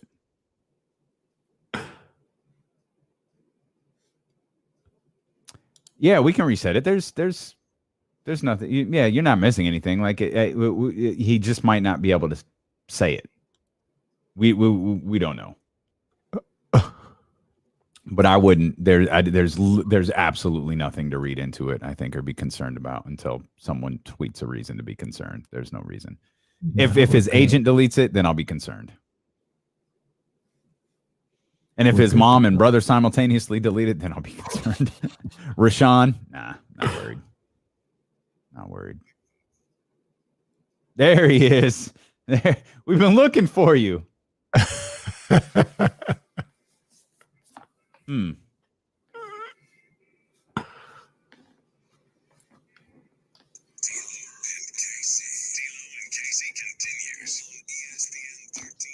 Kyle Draper set to join us here in just a heartbeat. We welcome those on Twitch, on YouTube, on ESPN 1320, and on the Odyssey app, where you can find new Odyssey exclusive stations that are curated for sports listeners like you. Find your new summer soundtrack and find your favorite artist on Odyssey 2 on the all-new Artist radio stations. Check out the new Odyssey exclusive stations on the Odyssey app, brought to you in part by Macy's and Geico. Tim Morris asked us here on youtube.com/ESPN 1320. You think the Nuggets can use Buddy Hield? That's a good question. I'm sure they could use him. I'm sure they could. What do they have that we want back, though? Would Michael Malone deal with Buddy's deficiencies? As he would deal with them differently than Luke Walton would, does. He'd probably lose his mind. He'd probably pull out the hair that he just grown back out again. But he might take a chance. And hell, once again, maybe Buddy falls in line. Yeah, maybe he does. I'm telling that, I fully expect that to happen with Nemanja Bjelica. I thought actually, I thought that would happen with Belly in Miami. It didn't. He's got to adjust, like Nemanja Bjelica signing with Golden State. His defensive deficiencies that didn't fly with Eric Spoelstra. It's not going to fly with Steve Kerr. He's not going to get away with the things that he did. Now that team is better. Like we often talk about with Buddy, you can mask a bad defender. It gets difficult to mask multiple bad defenders. And in Buddy's case, the Nuggets are a solid defensive team. I just don't. I'm with you. I think Mike Malone will wind up pulling his hair out. Yeah, but like we continue to say, maybe Buddy finds a way to step it up a little bit. But and also, if you have 4 other guys that are out there doing what they're supposed to do on the defensive end, they can maybe make up sometimes for the deficiencies of one of the guys. So maybe they would lean on that. I'm trying to think. He definitely would start. I'm looking, at the roster, at the depth chart. Or maybe he'd be the 6th man. I mean, Will Barton is somebody that is typically looked at as a 6th man, but he moved into the starting shooting guard position this past year. Maybe he stays there and Buddy comes off the bench. Bringing our man Kyle Draper and see what he thinks about everything going on with the Sacramento Kings. Kyle Draper, welcome to the show, my brother. Always great to hear from you. Just quick, what do you think about the last 24 hours or so for the Sacramento Kings? Man, it's been wild for everybody in the league, right? But I actually, I'm loving what the Sacramento Kings are doing. When you heard the news about a possible Tristan Thompson trade, when you heard that they were going out there and signing Alex Len, my first thought was, oh man, don't tell me Richaun Holmes is gone. My guy is back. I know we've been talking about Richaun for several months now. I know you guys will agree that's about the price we thought that he would get, or as much as the Kings would offer. And so I like the moves. I think you bring back a guy like Moe Harkless as well, who I thought was a big part of some of the plays down the stretch. And so I like the move so far. Drapes, what's going on, man? Hey, we saw a lot of times last year, at least we could tell you visibly frustrated, like all of us, with kind of the lack of effort and more than anything, just the lack of physicality that the Kings played with a lot of the times. And it seems like that was something that they addressed this offseason, whether it's bringing in Alex Len, possibly bringing in a Tristan Thompson, re-signing the guy who was standing up to people, Moe Harkless last year, drafting a guy like Davion Mitchell. They seem to be trying to erase that whole notion that they were soft last year. They had soft tendencies. Do you see some of the same things? Do you feel like, okay, they're getting some guys in here that are ready to bang? Yeah, and that's why, when everybody was so upset about the Mitchell pick, I'm like, bro, we need gamers. Mm-hmm. Dudes that's not going back down. I don't care who you pick, as long as they bring it every single night. And so if you look at the type of player that Monty McNair has brought in, even going back to the trade deadline, right? Mm-hmm. These guys compete every single night. And, you mentioned them being soft at times last season. I don't think that'll be an issue this year. I think the team, with some of the pieces they added, and you guys have heard some of the comments already about Davion coming out of summer league camp so far. This dude competes night in and night out. And I think that's what you need to win, man. There's no secret and no surprise that the Milwaukee Bucks all of a sudden become world champions when they get a PJ Tucker or a Bobby Portis on their roster, or Drew Holiday, who's a tough, hard-nosed guard. You need those kind of guys on your team. Yes. Kyle Draper, the Kings play-by-play man, with us here on D-Lo and KC. You mentioned Davion Mitchell. What are your early impressions of him? Obviously, you're already talking about him coming out of training camp. We're going to get a chance to see him for the first time tonight at the California Classic. But your early impressions of the Kings' first-round draft pick? No, I haven't been able to see him work out, but I think Bobby Jackson said it yesterday. Davion's been in the gym 2 or 3 times before they even had their first practice as a summer league squad, and that's the kind of guys you need. And I liken him sort of to a Marcus Smart in terms of you just throw him out on the floor and let him do what he does, and you'll see the results at the end of the night. Sure, he may not shoot 40%. He may not get to 25. But when you look at that box score, you look at that plus minus, he's going to be a plus on any given night. And so I'm excited to see him tonight, man. Just to see, his level of compete, him, defensively getting after it. Think about it.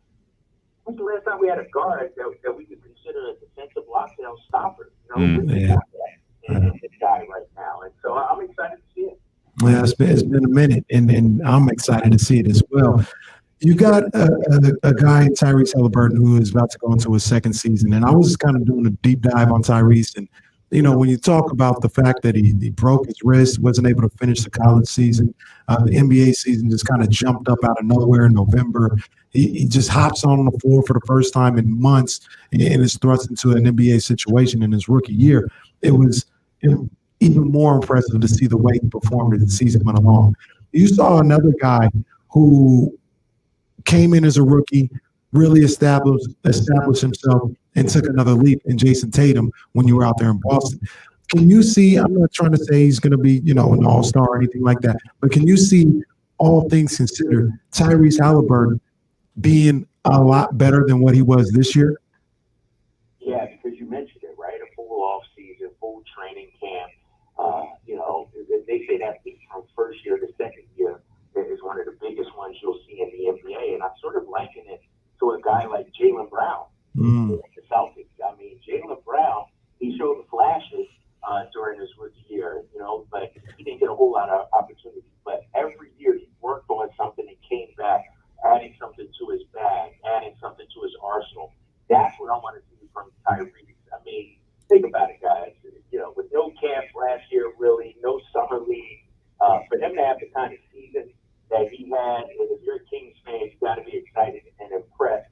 But what I want to see is the growth, because think about it. As much as Ben Simmons is a multiple-time All-Star, have we really seen the growth in his game? He could be so much better, and I think that's what separates the good from the great. It's not just relaxing on what got you there. Not just saying, I made it, I'm a quality player. It's taking that next step, adding something to your game each and every season. So that's what I want to see from Tyrese. Kyle, there was a span of about 24 hours in a really, really intense, 20 minutes or so, where it looked like your days of calling Buddy Buckets was over. Then it returned. It returned with a vengeance. You think you think you're calling 3-pointers for Buddy Hield next year in the Sacramento Kings uniform? Y'all putting me on the spot, man. Just opinion based, not asking for news. Just asking your opinion. It's weird when you see something fall apart that quickly. Or I don't even know that it fell apart. It just escalated. I tell you what, I will say, if that reported deal with the Lakers actually came to fruition, I would have loved that deal. Can you imagine having those two guys in Sacramento right now? But it didn't happen. But here's the thing, though. Buddy Hield is a shooter, but what role are you bringing him back at? If you're there and Luke Walton, is Buddy Hield your starting shooting guard? No. I don't know. You got to get Tyrese in the starting lineup, right? Yep. Tyrese has to be out there balling, and so I think if you're Monty McNair and you look at that contract, and I know it's going down year in and year out, but you got to see what else is out there. You got to see what moves you can make regarding Buddy Hield. I don't know if he'll be back or not. I think he will be. It's so crazy. Like free agency just started yesterday. I feel like it started late in the game. Yeah. It feels like it's been going on for weeks, but it just started yesterday. But if I'm not even there, I'm listening to all offers. See what you can get for Buddy. Maybe you get another wing player that can back up a guy like Harrison Barnes. I still think they need some wing scoring, some wing playmaking as well. But man, that was a failed trade, and I don't know if you get two cracks at it if you're not even there, especially with the kind of deal reported that the Lakers were offering. Drapes, you mentioned it a little bit. I mean, what would you like to see the Kings do with the rest of this off season? Not just a free agency, but trading. Like, I'm not saying get anybody out or in, but what type of player do you want them to bring in to kind of fill out this roster? Or do you think they're about done right now with some of the things they've already done? Because, when I think of the Kings and what I want from them, I want them to be contenders. To be contenders, you need multiple guys that can score and make plays for you. And I'm talking about your bench depth. I need guys that on any given night can come in and get you 20. Yeah. Resign Terrence Davis, maybe he's that guy. But, who's the guy behind Harrison Barnes? Is it Moe Harkless? Moe's not going to get you 20, 25 on any given night. So I still think you need a bench scorer, man. I don't want to say a specialist or anything like that, but somebody like I liken it to Miami Heat, not this past season, but the season before. When I watched the Miami Heat, man, they had like 7 or 8 guys that could get you buckets, that could get you points, and that really messed the Celtics up in that Eastern Conference Finals. Because the Celtics only had like 3 or 4, and so if you're building a roster, I want more scoring coming off the bench. You added some pieces. I think you're set in the front court. I think you're kind of set in the back court as well. And so I think you need like a 3-4 man or a 2-3 man or somebody to play that wing position that could come in and get your bucket. I agree, 100%. We're talking about everything the Kings need. What about what Kyle Draper needs? Arguably the biggest acquisition for the Sacramento Kings yesterday was to their coaching staff. Doug Christie, your partner, or I guess your former partner, has joined that coaching staff. And I know you know as well as I do, and those that have known Doug for a long time, this is the role that man was born for. And I know you, like we all are incredibly happy for DC joining that coaching staff. Yeah, no doubt about it, man. And I had a chance to talk to him yesterday at length about this. And, but one thing he mentioned, and I hope he's okay with me saying it, he's still upset about how things ended, against the Lakers, almost 20 years ago. Like, that fire is still burning. And so anything he can do to help this franchise get back to where it belongs, he's going to do. And he feels like coaching, working with these young guys, working with these players is the best way to do that. So I'm happy for him. I'm sad for myself, Mark Jones, all of us that called games with him because, he was great. I like to say about Doug, man, when I worked with him, it was just 2 guys enjoying the game of basketball. And no doubt about it. But I'm happy for him, man. It's all about growth, and he's taking the chance. It's something he's passionate about, but he'll no doubt be missed. Katie, if you need me to slide in, man, we got some analysts in the family, man. I could slide right in there and fake my way through a California Classic broadcast if you need me. I think you're going to offer a camera or something like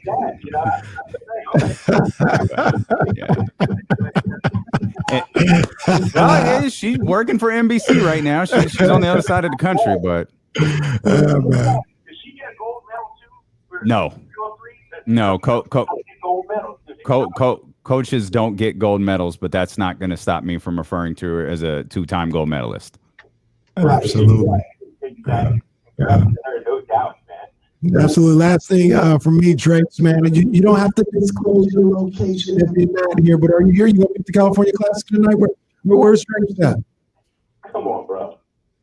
California Classic basketball at Golden One. I'm on the call tonight. That's it. Yeah. Of course I'm back. That's what I'm talking about. Right now.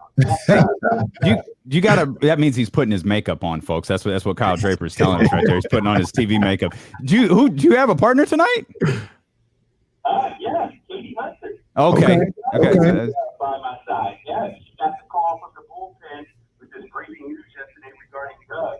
So she hopped on her car and drove down from family vacation, and she'll be ready to go tonight. Yep. Good stuff. We'll have a blast tonight, KD. It's always a pleasure talking to you. We look forward to connecting once business picks up here in a month or so.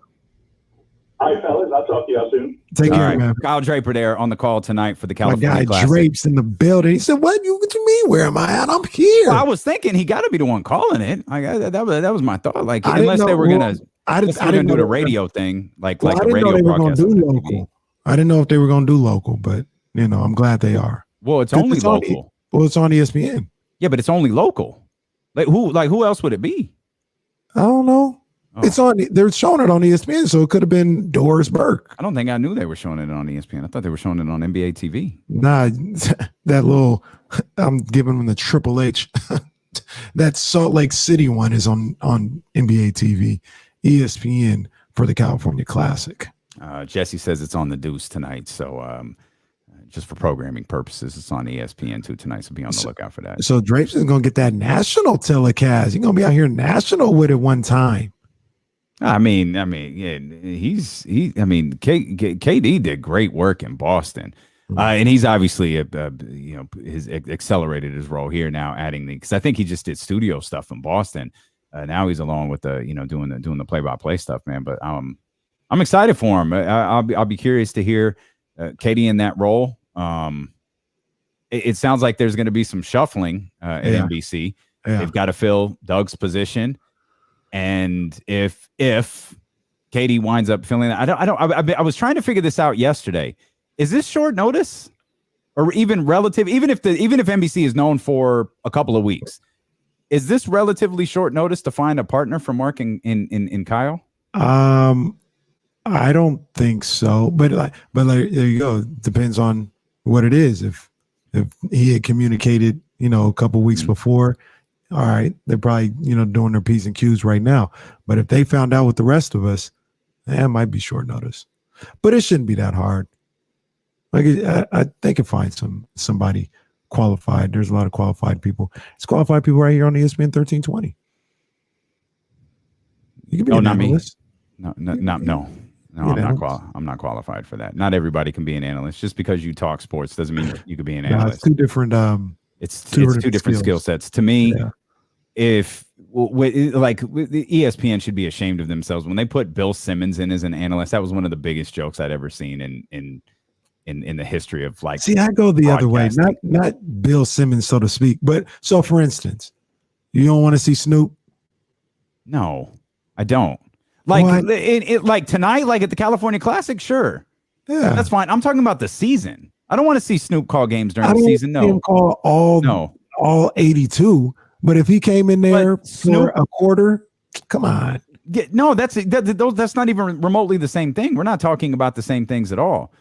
Bill Simmons called an entire game like he was an analyst. He's not an analyst. He's a dude who likes basketball. That analyst position should be someone who can analyze the game. A player or someone who is really, really close to it. Yeah, I understand. So if Katie slides into that spot, like that's fine. She's been around the Kings for a long time. But what I was pointing out is if Katie slides into that spot, Katie's spot's open. That's what I'm talking about. There's got to be some shuffling there at NBC. I could think of somebody. She's affiliated with ESPN 1320. We see her every Thursday. She'd be great in that role. Absolutely. She would be great in that role if Katie moves over. But there was something else I was going to say. I can't remember. Oh no, I do remember. Oh, I know what it was. Sir, whose side is he on? Okay, Lake Show. That's probably what you were about to say. It's been a bit. What I was going to say. I thought that was it. That was absolutely not what I was going to say. I remember though. I was watching highlights of Halliburton and Richaun Holmes respectively, and a couple of them were the no look pass in San Antonio, where Tyrese hands a no look, Richaun throws it down on the break, and that's the same play when our guy Drapes fell out of his chair.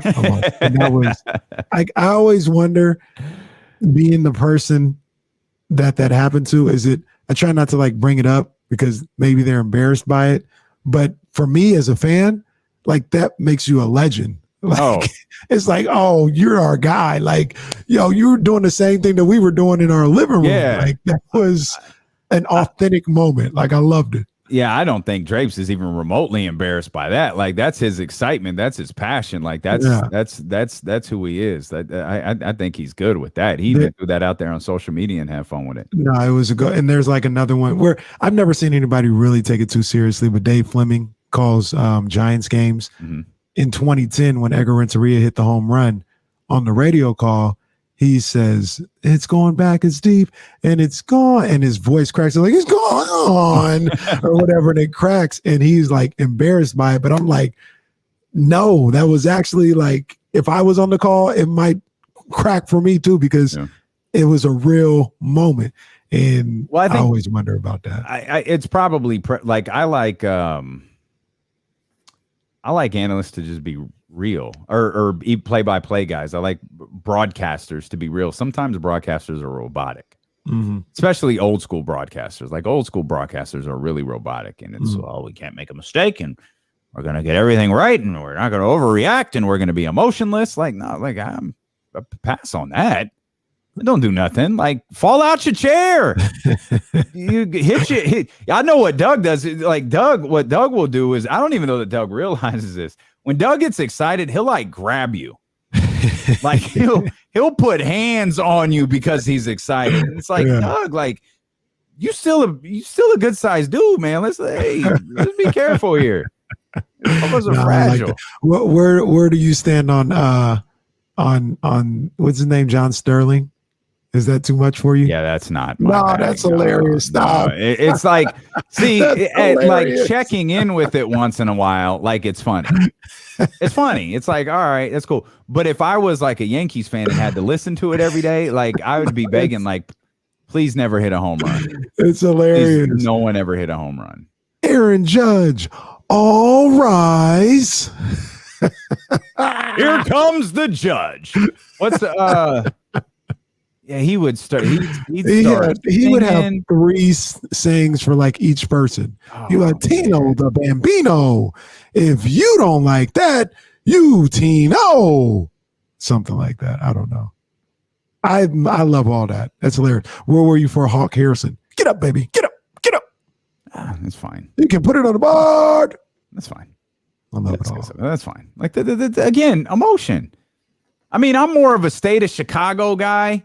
If you really want to, talk about my preference in analysts, like you give me a good state of the Chicago reference and I'm happy. I'm happy. But I like emotion, man. And Drapes brings that. And DC brought that. We're losing, I'm happy for Doug and I believe this was the role he was meant to have. But we lost a great broadcast. After years, that's the first thing that came to my mind was after years of not watching the broadcast. I was like, man, we lost a good one, man. That was the first thing I thought of. I was like, man, no more Mark and Doug, man. Yeah. That's gonna suck. And those guys hit a vibe. I mean, the fact that Doug, was able to establish a rapport, it speaks to the individual that Doug is. It also speaks to Kyle and Mark. The fact that they were able to establish the vibe that they did. Two separate broadcast crews were able to establish the vibe that they did so quickly, because it's not like, hey, DC, okay, here's Mark, you guys are gonna, you're gonna learn to work together. It's like, okay, DC, here's Mark, you guys are gonna learn to work together, but Mark still has responsibilities. Yeah. So you're gonna learn to work with Kyle too. Right. And the fact that they have both sets of broadcasting teams have created really entertaining broadcasts for Kings fans. It was awesome, and now it sucks because it's gone. So hopefully, whether it's Katie who slides into that role permanently, or whoever slides into that role in time, hopefully they can establish a rapport pretty quickly. I'm gonna miss a little Fox Force 5. Yeah, he had some lines, man. I mean, he did give us zero Fox given, which was, I mean, that got national headlines. Like zero Fox given, that got national headlines. The other one was pack them up, send them home. Zip, or what did he say? Sometimes he would say zip them up and send them home, huh? Okay. And then you go, oh, it's a bag. It's a body bag. Yeah. Yeah, he had some good ones out there, man. So we're real quick. This is a good one. Mm-hmm. I've been seeing that. Have you listened to him at all on the Olympics? Mm-hmm. I mean, I'm not surprised, but he's done really good. I was really surprised he chose ESPN. Huh. I was really surprised he chose ESPN as opposed to TNT. Yeah. I thought there would be, and maybe there wasn't at the time, but I thought there would be room for him on a call at TNT. But we'll step out. We'll come back. We'll dive more into the Kings. We'll touch on some other things going on around the world. Hell, we'll touch on some more things going on around the league as free agency continues here. It's D-Lo and KC on Twitch, on YouTube, on the Odyssey app, and on Sacramento's #1 sports station, ESPN 1320.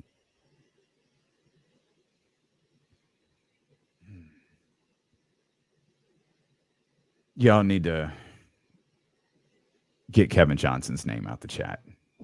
Just what? They really have that in there? Like, no, that dude cannot be absolutely not.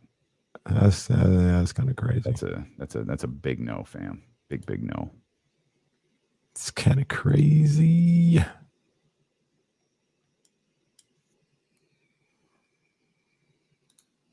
Oh.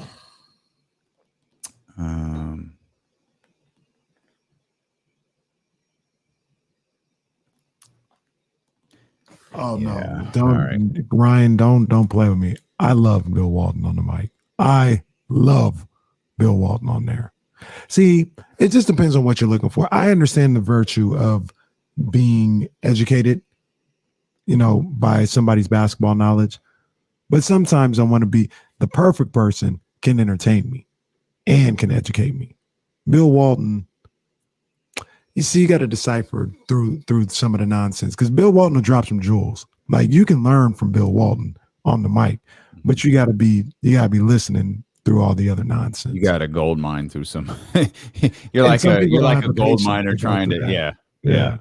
I do. I'm fine with it, but he'll drop some jewels on you on the serious moments. I'm with Coach Molly here. Let's really look into it.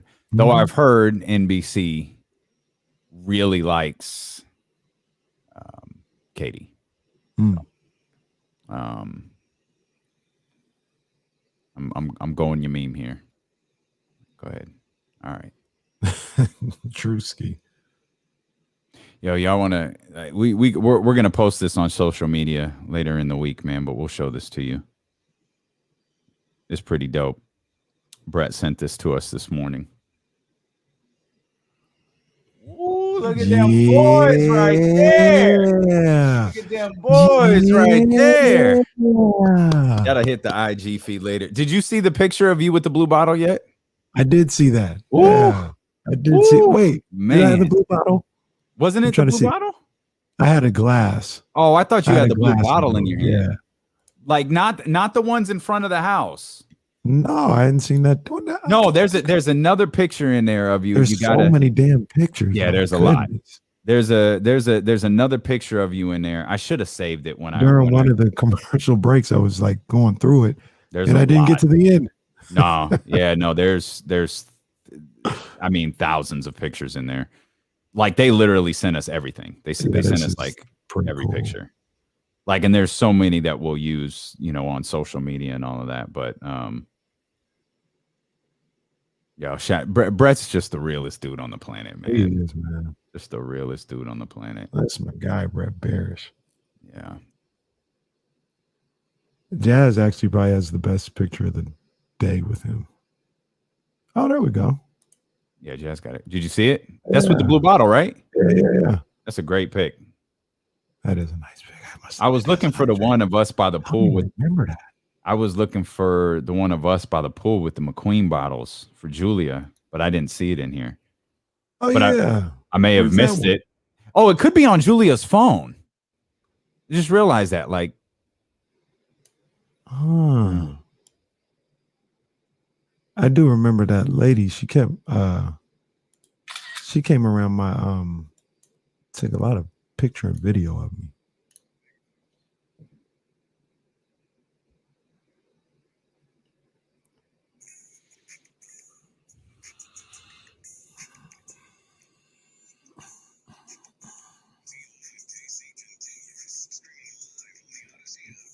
yes, indeed. And if you're looking for sports betting content all day long, the BetQL network is now available nationwide on the Odyssey mobile app and website. Over 10,000 home and auto-connected devices. And BetQLnetwork.com. This is wagertainment for every fan. Morning, afternoon, and night. Betting angles throughout the day. Insights from local and national experts. Entertaining content to keep both casual and hardcore bettors engaged. Get sports betting tips from the best. BetQL Network. Streaming now on Odyssey. Kenny and I are going through the and we're showing some here to the crew on Twitch and YouTube, the literally thousands of pictures that were taken from over the weekend at Summerfest at Rick Ross's house, and we'll be posting some of these on social media in the coming days, weeks. Like I said, there are thousands of pictures here. We could post these over like the upcoming lifetimes. But it reminds me that we have a special brunch coming up at London on Sunday. For those who would like to join, we're partnering with our crew over there at KSFM. Tickets are available if you go to at D1KC on Twitter, at ESPN 1320 on Twitter, at Damien Barling, at IMK Diddy. You'll be able to find the link right there if you follow any of those accounts. On Instagram, check out the Instagram stories. You could swipe up, get your tickets there. And you mentioned if you read the fine print, if you're bringing a crew with you, read the fine print. You getting served currency out there. Ooh-wee. I'm just saying, I didn't really realize until the Queen Bee mentioned it in one of the tables. That's one of the options. You get a table or whatever the case may be. You get a table. It comes with a bottle of blue for the table. That's worth its weight in gold right now. I got people in the Bay Area hitting me up like, yo, because I gave it to one of my people, and they were like, yo, you got people mad at me because they can't even find this nowhere in the Bay Area. They can't even find it, and they mad at me because I got one. They're like, I'm not opening this thing. This thing is staying here for a while. So this is something that you can't find right now. So if you haven't had it, if you want to take some pictures or whatever, this is the opportunity, man. If you get one of these tables at the brunch on Sunday. Yeah, and if you get that blue, you definitely got to take pictures. We should actually call for an impromptu, blue party. Everybody rock blue like we did this past week. Rock blue, make those pictures look a little bit extra clean. So check out those tickets. London in downtown Sacramento. Grab your table, come have some brunch, come hang out. DJ Oasis is going to be spinning. Kenny and I will be out there, as well as our crew from KSFM. So one of the it's the first event. Like, we've got a couple of events coming up over the next 2 weeks that we'll keep telling you about here as the days pass along. But make your plans if you'd like to come hang out with us, to be with us at brunch at London coming up on Sunday. Lots of stuff happening around the league. DeMar DeRozan joins the Chicago Bulls. Are you a big fan of the moves that the Chicago Bulls have made, starting with Lonzo Ball? Lonzo Ball got the honor of being the 3 o'clock announcement, the 3 minutes and 15 seconds. He was able to get a 4-year, was it 85 million contract negotiated. Still not as quick as Albert Hainsworth, who announced the deal for $100 million. Of course, that's fake football money, but that was announced at like midnight in a second. Yeah. When he left the Tennessee Titans and joined the Washington football team. Yeah. Now they negotiated that Lonzo Ball deal just in Olympic record type time. You know what I mean? Yeah. It was one of the all-time great negotiations that we'll ever see out here. Spectacular work. But no, I like the Lonzo signing. DeMar, I'm not sure how that really works. Caruso, I like that one as well. So I mean, I'm okay with some of the things they're doing. It just seems, I know we're one to talk here in Sacramento, but it just seems like an unbelievable logjam at the guard position when you talk about Caruso, Lonzo, Caruso, Lonzo, Zach LaVine, DeMar DeRozan, and then one of my personal favorites, Kobe White. I really like Kobe White. So you are personally responsible for Kobe White dropping, was it 37? Yeah, I think it's 37, 38. You might have 38. It was a lot. It was a lot. Killing. You are solely responsible for that. What about Miami? Miami's a team that's gotten a lot of attention, and rightfully so. They do a sign and trade for Kyle Lowry. They locked up Jimmy Butler long term. They're a team that's trying to get themselves back into, some people may look at it as a kind of fluky finals appearance, but they're a team that's restructuring and trying to make it perhaps a more legit finals appearance, outside of the bubble with a full 82 games and that whole thing. Yeah, and Miami, I like Kyle Lowry. We talked about the issue with him being 35 years old. People thinking they're getting 28-year-old Kyle Lowry. Kyle Lowry can still play. Don't get it twisted. But you're not getting a spring chicken here when you talk about Kyle Lowry. So teams want him to be Chris Paul. Yeah, that's asking don't a do lot. That to that man. Yeah, that's asking a lot. But that's a good addition, though. It still is a good addition. I like them bringing back Duncan Robinson. PJ Tucker. I like what they're trying to do. Getting these dogs in there or whatever, and bringing that together with Heat culture. But you still need somebody to make a jump shot. You can have as many dogs as you want. That's not PJ. Yeah, you can have as many dogs as you want. If you can't hit a jump shot, what are we doing here? Doing what the Kings are doing? Just beating up people every day? Is that what we're doing? Because Kings about to slap people around. You've got Duncan Robinson. Yeah, you can hit a jump shot, but you need more than that. I mean, he had 253 pointers. He was shooting 40%. Yeah, just don't leave him then. Steph, Clay, Duncan. That's it. That's real talk. Steph Curry, Klay Thompson. They're the only players to do 250 on 40% shooting. Robinson knocked out Buddy Hield as instead of Steph Buddy Clay, it's now Steph Duncan Clay. Well, it's funny. I was listening to, I think, The Ringer on one of the trips, on one of the flights or whatever. Kevin O'Connor, Bill Simmons, Ryan Russillo, all those guys. Bro, it's like they were watching Kings telecast because I'm just saying, Buddy Hield, Steph Curry's the only one to have more three-pointers in that amount of time that tells you that he is elite. It's like, oh, okay. You were watching the Kings feed of these Kings games. Oh, my gosh. You were definitely a fan, and rightfully so, of Mark in DC and Kyle in DC for sure, because that was repeated over and over and over again. So I asked this yesterday, and cannot for the life of me remember what team I was referencing. But Miami, this enough to get you into the? And maybe I was asking about Miami. Yeah, I think it was Miami. I said no, like to be a finals PJ team. Tucker, change it all, get you into the top four. Are they better than Atlanta? I think they're about even. Speaking of, not of Atlanta, of just Eastern Conference teams. So Boston's just sitting this one out, huh? Yeah. Boston's like, we good? Well, they got Al Horford back, but did that free up cap space? They got Al Horford. They traded They traded their first round pick. Yeah, they traded Kemba. I think it got cap space. I don't think it got him cap space this year.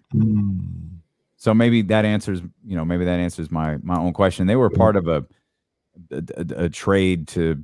Did they get Josh? I don't remember if that was a three-way. Well, deal that was. I can't remember if that's the deal that we haven't even talked about yet. I feel like it was in conjunction with the deal that we don't know is happening, if it'll happen, but it's definitely still on. It's I don't think it's the same deal. Boston, Atlanta, Sacramento. That one, yeah. Well, yeah, that one's the 3-teamer, but I think some of that hinged. I could be wrong, but I feel like some of that hinged on the Josh Richardson to Boston deal. I don't know.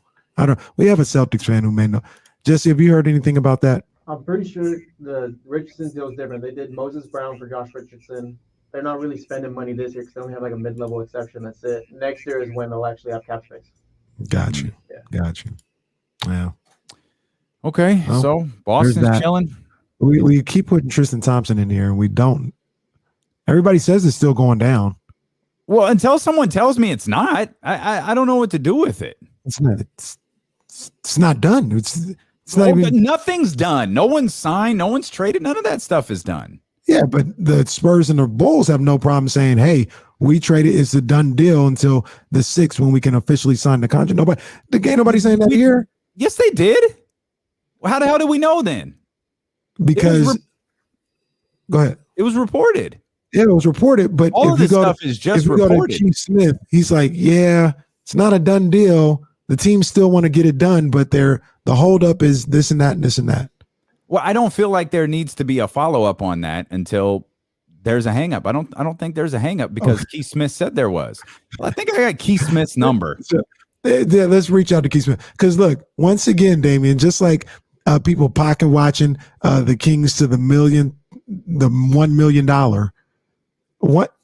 This don't happen with nobody else. It does not. Deal's done with everybody. It absolutely does not. The Kings is like, it should be done. People want to do it, but I have several people named Keith in my phone. None of them are Smith.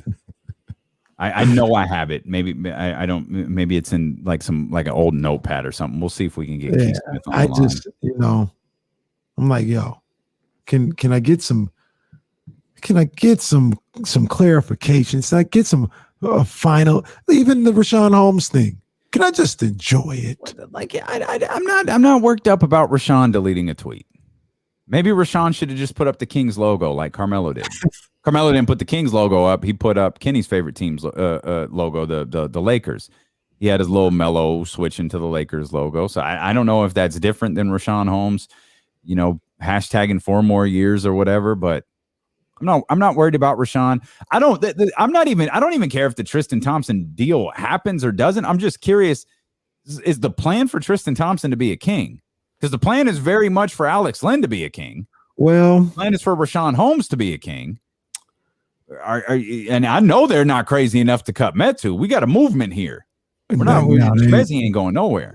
Metu, having a very good performance over in the Olympics, need to come back and build on that. Have a great season for the Kings. Our boy Freeport is about to do some things this year. All right, so that's that.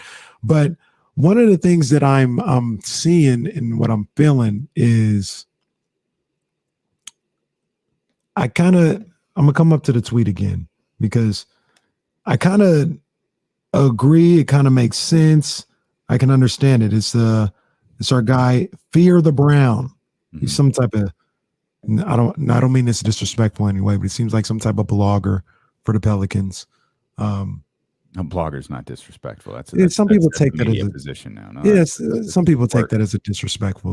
No, bloggers work. Yeah, it's because people in the past have used it as a derogatory term. It's not, man. Those dudes work. Right. He says earlier, I've talked to 2 cap guys and the Richaun Holmes deal is not legal as reported. Kings either have future moves pending or there was a misreport. So you talk about is Tristan staying. We talk about Buddy Hield. We talk about Marvin Bagley. I think, in all honesty, I do think that the Richaun Holmes deal is good. I think it's verified. I think it's straight.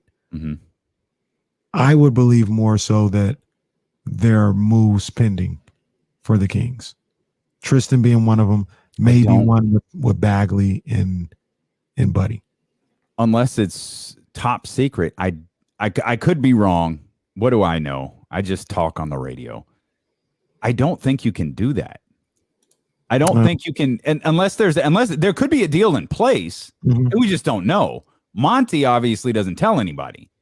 So this could very well be a deal with another team that doesn't tell anybody, and they're out there. I don't feel like San Antonio tells people. I don't feel like Miami tells people. There could be a deal that is done there that's going to get executed before this is officially announced. But I don't think they can offer a contract that they can't give, that they can't fulfill, because we've seen a deal in very recent history fall apart. So I'm actually not buying any of that. I'm not buying any of it. Maybe something. What are you not buying? Like maybe something was off in the report. Maybe it was a couple million too. I don't think there's anything wrong with the Richaun deal. Okay, well, Redacted says Bobby Marks says it was misreported, and it's 4 for 446. But that's fine. But it was all reported at 4 for 55, and by all accounts, it can't be that. So misreported is what I'll go with, and that's what I'll like. But we all know 4 for 55 can't work. It's either something illegal is going on or is misreported. I'm going to go with misreported. Okay, I'm scrolling through Bobby Marks. I'm getting distracted. Dang it. You're listening to D-Lo and KC on ESPN 1320 KIFM West Sacramento, KRXQ HD2 Sacramento, an Odyssey station and driven by Lashers, Elk Grove Dodge. We're live on Twitch, YouTube. We're live on the Odyssey app in 1320 AM. I'm trying to get to his thoughts on Richaun Holmes, but I just got stuck here on Steph Curry's extension. Fam. That money will do it to you. Oh, my God. That money will do it to you. $48 million next year, 51.9 the following, or 22-23. Sorry, the first year of the extension. 51.9, 55.7 in 25-26. $59.6 million for Steph Curry. Oh, man. Let that man sign one more deal so he could be the first person to hit $60 million annually and double what I think Jordan's highest year was. Wow. Which was 30. I think Jordan's highest year was 30. That is big money. And Steph in 25-26 will double that. My goodness. Wow. Good for him, man. I like Steph a lot. Good for him. A lot has happened since Richaun Holmes signed a contract, and man, I am scrolling deep down Bobby Marks' timeline. You both. God almighty, man. But Bobby Marks is working. Man, this dude's earning it. I wanted to reach out to Bobby Marks, but it was also, ain't no way Bobby's going to join us today. Bobby's got 5 free seconds to write new columns. That man is grinding out here. Seconds. Here, shout out to I've Jesse. Been scrolling for an hour and still am not to Richaun Holmes. Shout out to Jesse. This is he found the tweet of Keith Smith. I always want to call him Keith Smart. That's obviously not his name. But I'm trying to pull it up here. Yeah. So Keith Smith says all sides are still engaged, still a few moving parts, and may end up involving a fourth team. But every team and multiple players rumored to be involved, expected to go through in some fashion. We have not heard this from anybody but the Kings trade. I'm not blaming anybody. I'm just saying when the Spurs, Bulls, an extension, Thad Young, 2 first round, boom, we're in there. We're good. Every other trade, well, we're good. Good. Kings trade, all sides are still engaged and still a few moving parts. Why? Why can't we just have a trade? Can someone treat me like a 5-year-old and tag me in the I'm actually just seeing this for the first time. I didn't see Blake is staying in Brooklyn. Did you see that? I didn't see that either. I didn't see that. Yeah, Blake has agreed to a 1-year deal to stay with the Brooklyn Nets. I did not see that at all. There was a signing just a couple of minutes ago. Taylor Horton Tucker of Clutch Sports. You'll never believe where he's signing. Los Angeles. Staying home. 3 years, $32 million. So I think I might have found something here. Okay. So a guy, Bobby Marks, was talking about Steph Curry's deal. Okay. And somebody asked him and said, Bobby, isn't Richaun Holmes' new contract that's been released illegal? Would the Kings have to release at least $12 million, or am I crazy?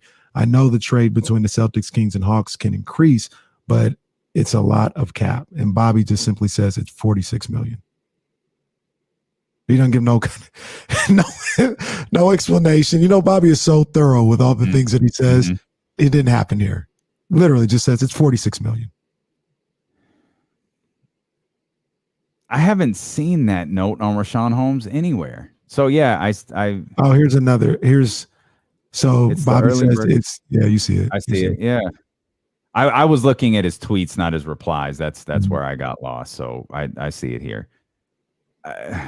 All right, dude. I don't. So no one else caught that. Shams didn't. No one else caught it. No one else was like, "Hey, you keep that's the wrong number." Fear the Brown was the one who caught it. And Bobby just says it's the early bird exception of $46 million. It's not $55 million. Yeah. Okay. So what I'm looking at, I got tagged in another tweet with the DeLon Wright to Atlanta thing from Woj. He quote tweeted it. Wright is also on an expiring 8.5. Sacramento gets much needed depth at center in case Richaun departs. The Kings are limited to only 10.4 in what they can offer Holmes. Now, correct me if I'm wrong. Wasn't 10.4 the first year? Can there not be any escalators in Richaun's contract? Like, because it feels like 10.4 times 4 is essentially what close to it, what Bobby Marks says. Yeah. So he's the one player in the NBA who doesn't have a contract that increases? I guess not. I don't know. And then, so here's the other thing. We said, and Jill is talking about the wording said up to 55 million, but I don't know. I guess it is legal. But that's what Chris Paul's deal too. Paul's deal said that too. The problem with up to is I don't think there can be incentives that push them over the cap. So and Jill, I'm not going to question Jill. This is Jill's bag. But I don't feel like you can go over the cap with incentives or go over what you're allowed to offer him with incentives. I saw the up to also, but I don't know. Only the Kings, dude. This wouldn't be confusing with anybody else. That's all I'm saying. We can't get a finalized trade. We can't sign our damn center without a whole bunch of nonsense. All I want is for something to just be what it is. I think the Richaun Holmes deal is. I think it's done too. I think it's done too. I think my thought is it's misreported or a little misleading with the report. You know, could be that. I think it's more so that, but I think the actual deal is $46 million. So there are increases in a trade kicker, which is important. I knew that. So remember, and we've pointed this out a couple of times. A lot of this stuff, and I think this was clear last night in Sham's tweet, it's coming from agents. Agents, this is a lot like they want the contract to be as high as it possibly can to look good for other clients, to look good for their client, to look good for their agency. So you throw in every maximum dollar that it could possibly be. That might not be what Richaun Holmes makes, but you throw everything in. And the trade kicker, that's a different hit, right? Like that's different. And so that factors into salary caps different. That factors into a lot of things differently. So we're the African kid with the calculator. For God's sakes, man. Just for once. I felt like we gotta win. Can we just get a win? We gotta win with Richaun last night. Can we just get it? Can we just ride it? We gotta win. He gonna be here. I know everything's gonna be all right. It's good. It's good. We good.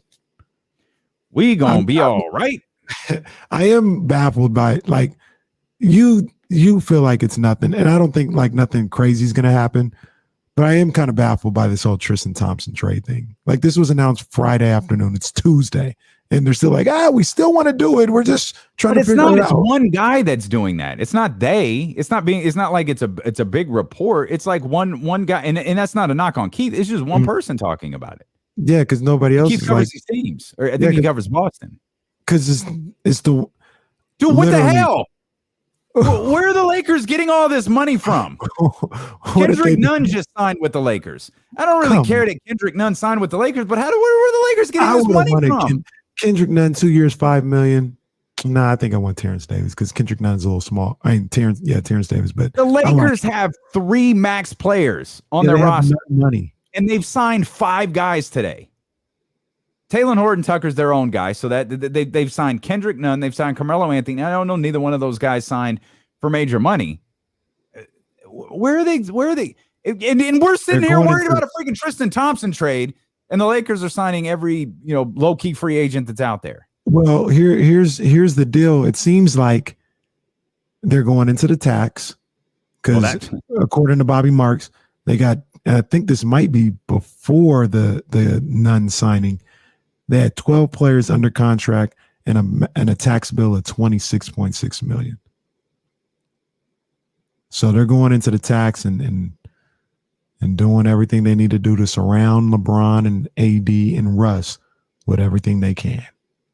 1 year of losing in the first round has just set the Lakers off in a spending spree. Well, how do you feel? Your favorite team seems to have gotten better here today. Well, Whose side is he on? Okay, Lake Show. I heard it right there. Strike this from the record. Is Terrence Davis still a priority for the Sacramento Kings? We'll talk about that next as D'Lo and KC continue here on Sacramento's #1 sports station, ESPN 1320. 13th round. Get out your way and... What's good, man? 13th round here. And, there's not a whole lot going on with boxing right now. I don't want to talk about Canelo no more. I've talked about him enough. If he don't want to fight, then he ain't got to fight. He going to fight Bivol, whatever the case may be. So I don't want to talk about Canelo. But what I did want to talk about, there was 2 things. One of them I was thinking about saving till tomorrow because I wanted to get some more information on it, but we could talk about it right now. Apparently, there's this video of my man Keith One-Time Thurman talking about, Tank Davis and wanting to fight Tank, and he'd be down for that or whatever.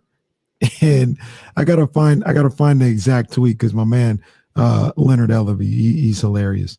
Leonard, I do know what I'll talk about. I'm talking about that tomorrow. But Leonard Ellaby. Because somebody tweeted out, it says Tank loses this fight if it happens in the near future. Tank's going to be a top 3 pound for pound within the next couple of years, but I just don't see Tank going to 147 and beating Thurman. Leonard Ellaby goes, Tank would knock him TF out. Y'all know what the TF means. He would knock him the blank out. And I agree with him. Tank is not 147. He's not a 147 pound fighter. But he would knock out Keith Thurman. Keith Thurman, glass jaw, and I like Keith One-Time Thurman. That's my guy. But if Manny Pacquiao was out there knocking you out at 40-something years old, he'd knock him out. He stunned him, knocked him down once. If he's doing that, what do you think Tank Davis is about to do to that boy? He does not have the jaw to stay up with him. And Keith, through all the surgeries and injuries that he's had, he don't have the power no more. He's not one time no more. He don't have that no more to be able to fend off a Tank Davis. So I actually hope the fight would happen. I think it would be pretty interesting, be pretty fun. I like Keith. That's my guy, Keith Thurman. I like him. But I don't know about that. I don't know if he can handle little Tank, man, because Tank can get up in there. And like I always say, with Tank Davis moving forward, this is what I see. If he doesn't respect your power, you're done. You're done. He's going to come get you. Because if he can go in there, take a couple hits and be like, oh, this doesn't hurt me, he's just going to walk through whatever else you bring in an effort to get off what he needs to get off and he's got missiles in his hand. He's got damn bricks in his hand, right? So he gonna get to you. You just got to make sure you have enough power to keep him from getting to you. And Keith don't have that no more. He don't have that. So, yeah, man, I would love to see the fight because I think it would be interesting. But like the build up for it would be interesting. Keith is an underrated talker and seller of fights, so that would be cool. But as an actual fight, I agree with Leonard. Tank would wear that boy out.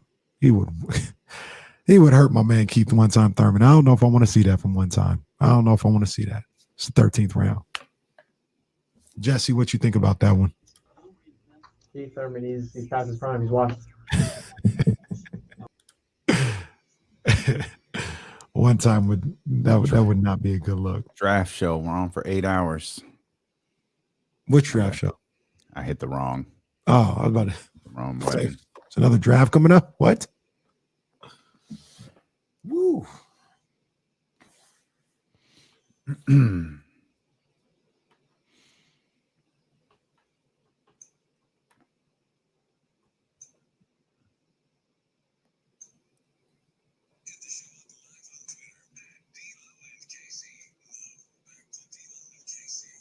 Shows within the shows over on twitch.tv/ESPN1320 and youtube.com/ESPN1320. You can check out the 13th round every day at 2:13. You can check out the house show every day at 2:43, where we talk boxing and wrestling, respectively, within those commercial breaks. Again, there's only commercial breaks on the radio and Odyssey.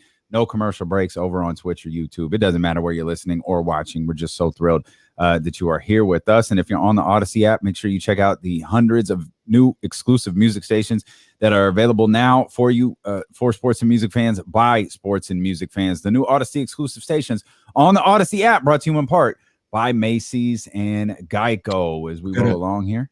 Got a quick update. Bobby Marks updated again because we're trying to figure out what's going on with this Lakers money. Why they have all this money to sign everybody?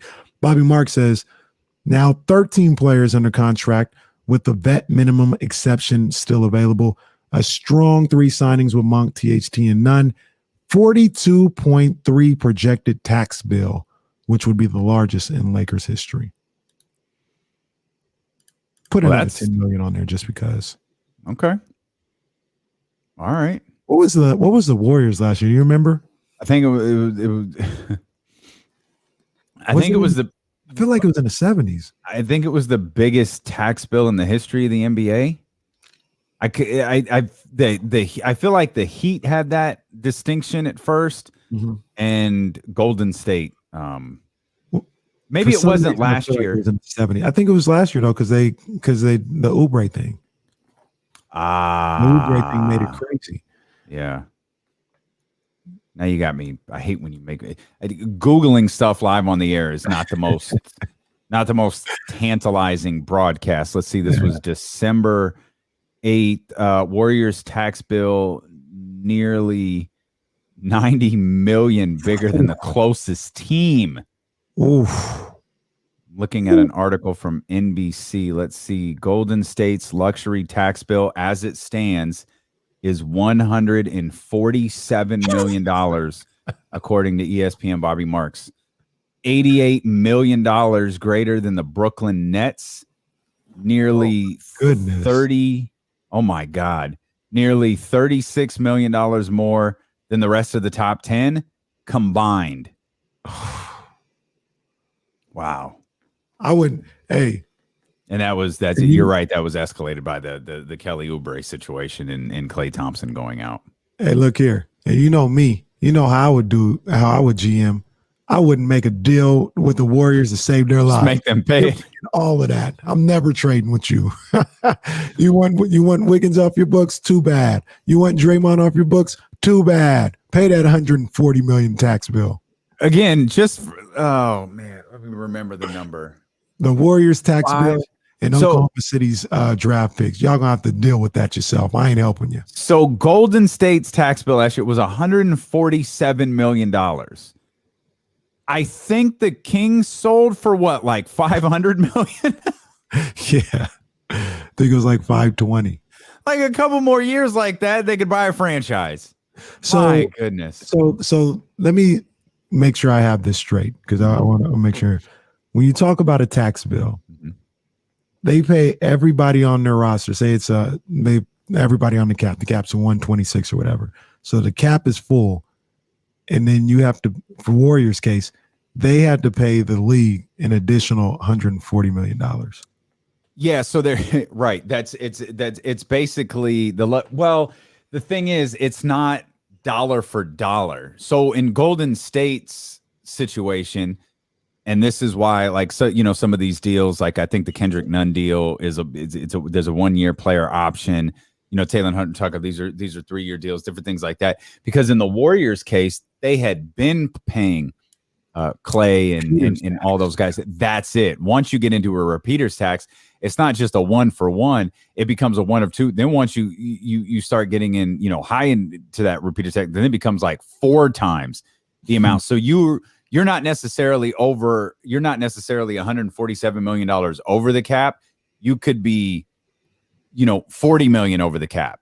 But because you've been $40 million over the cap for 3 years, it's going to cost you $160 million. Or something, the math is something along those lines where it starts becoming it starts as a 1-to-1, then it becomes a 2-to-1, then it becomes a 3-to-1. And then at some point it's like, my goodness, man, what are we doing here? So the only way to get out of the repeaters tax is to get completely under the cap. Yep. So that's crazy. So you got guys, say for instance, like Draymond and Clay and Andrew Wiggins. Even if they don't have Oubre this year, right? So they're not, over the cap for that, but they're probably still over the cap. The only way to get under the cap is they'd have to get rid of a Draymond, Andrew Wiggins. So does that make? So this is what I'm trying to figure out.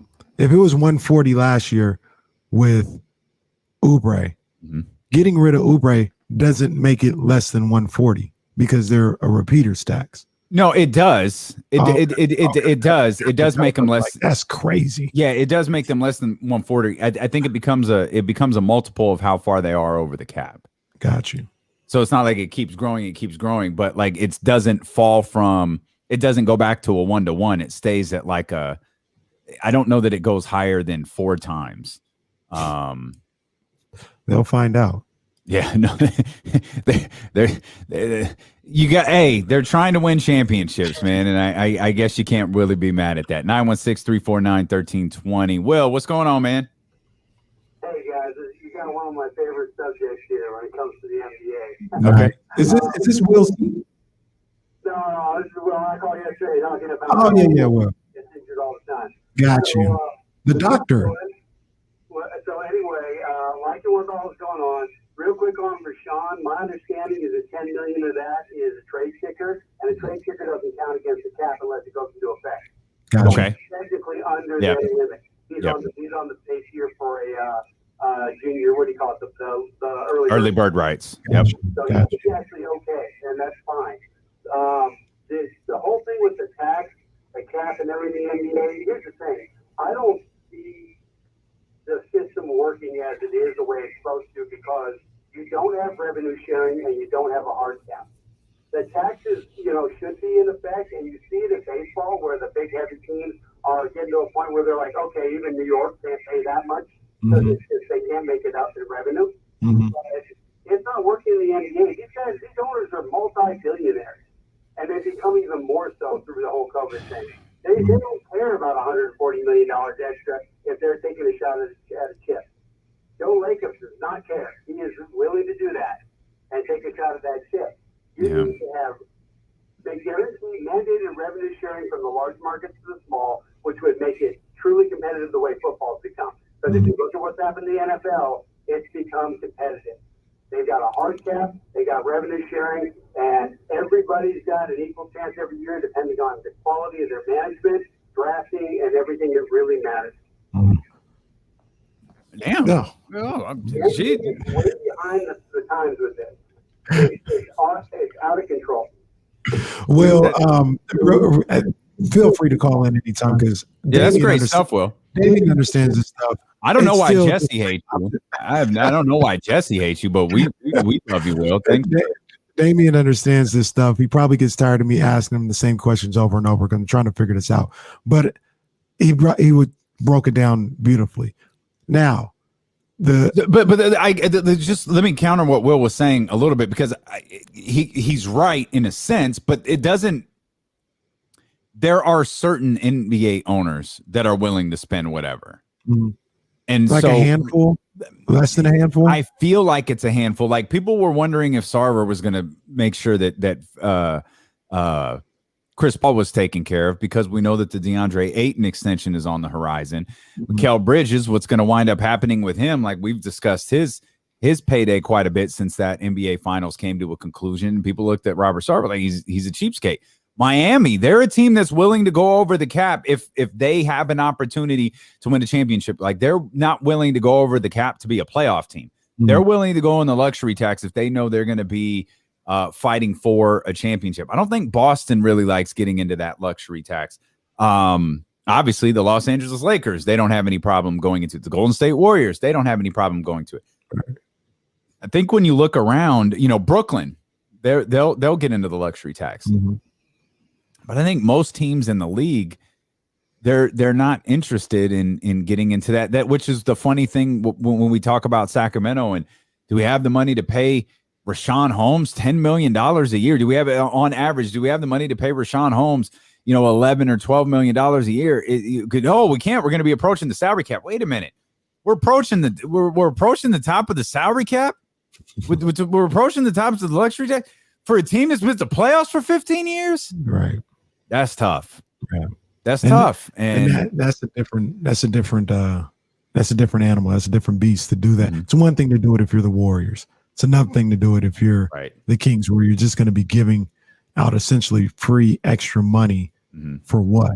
You know what I mean? Like, and with the Kings, there's no guarantee that you can make that up in a playoff revenue. You know what I'm saying?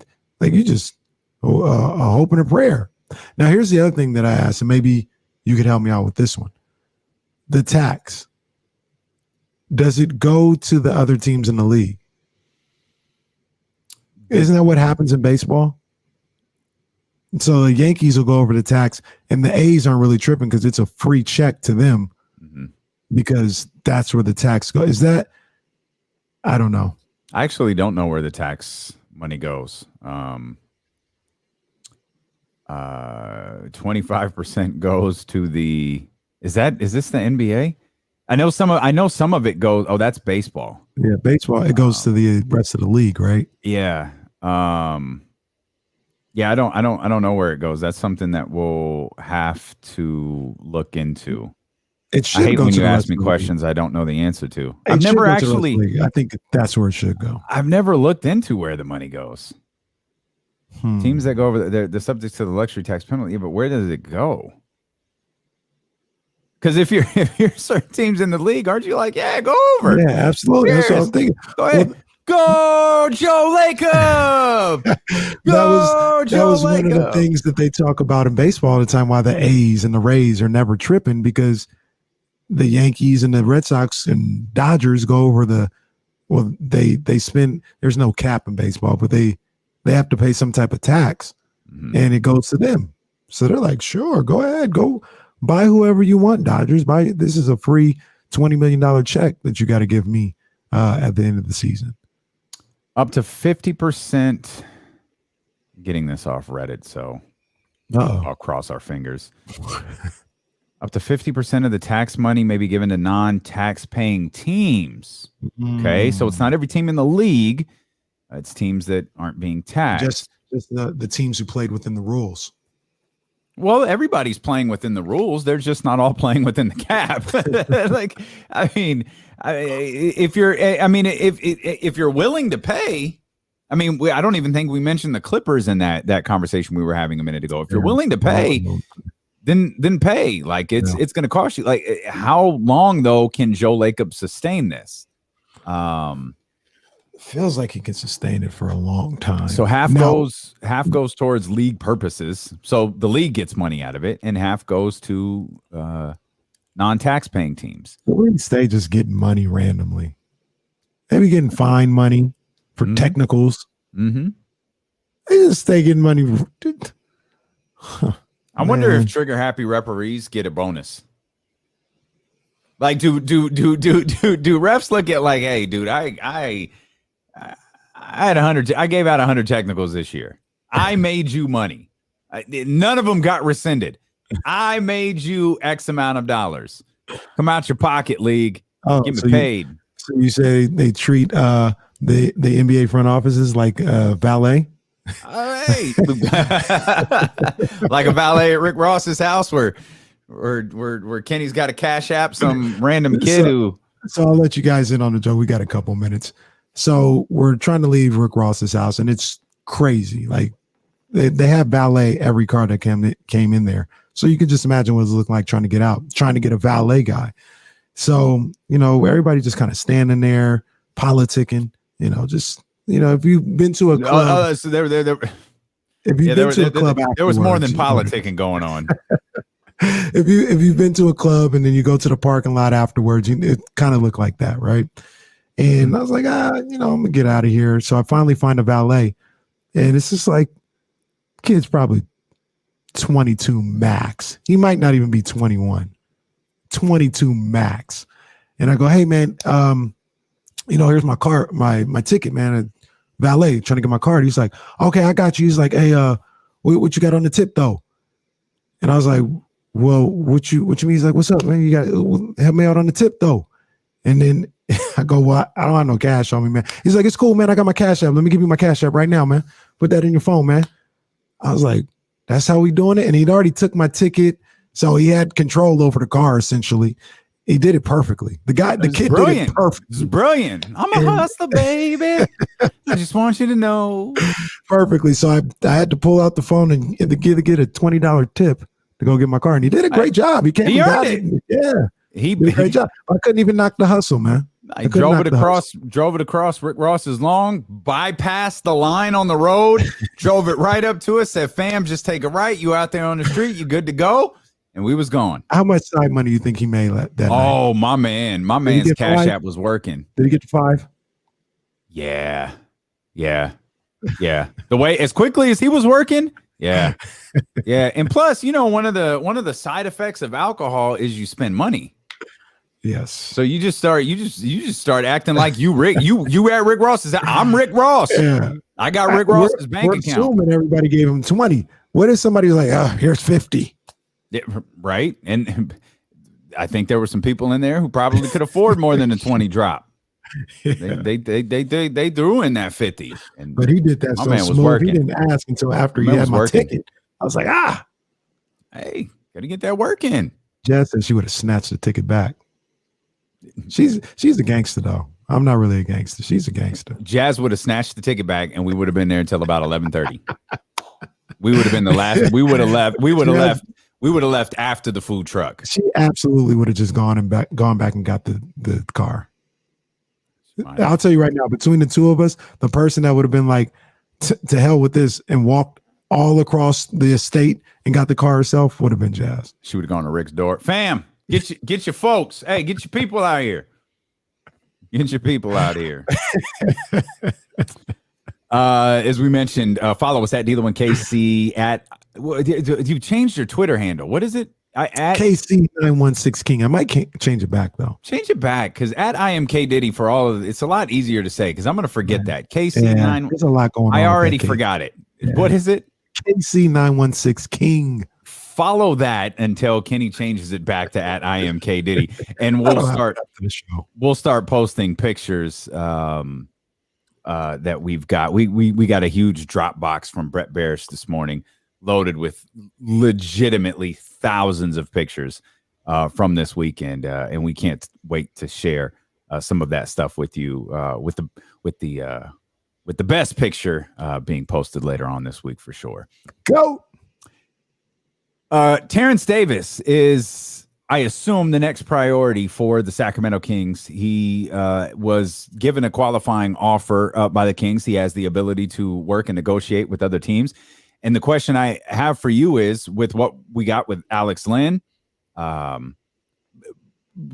now, let's operate with Tristan Thompson. Moe Harkless is back. Richaun Holmes is back.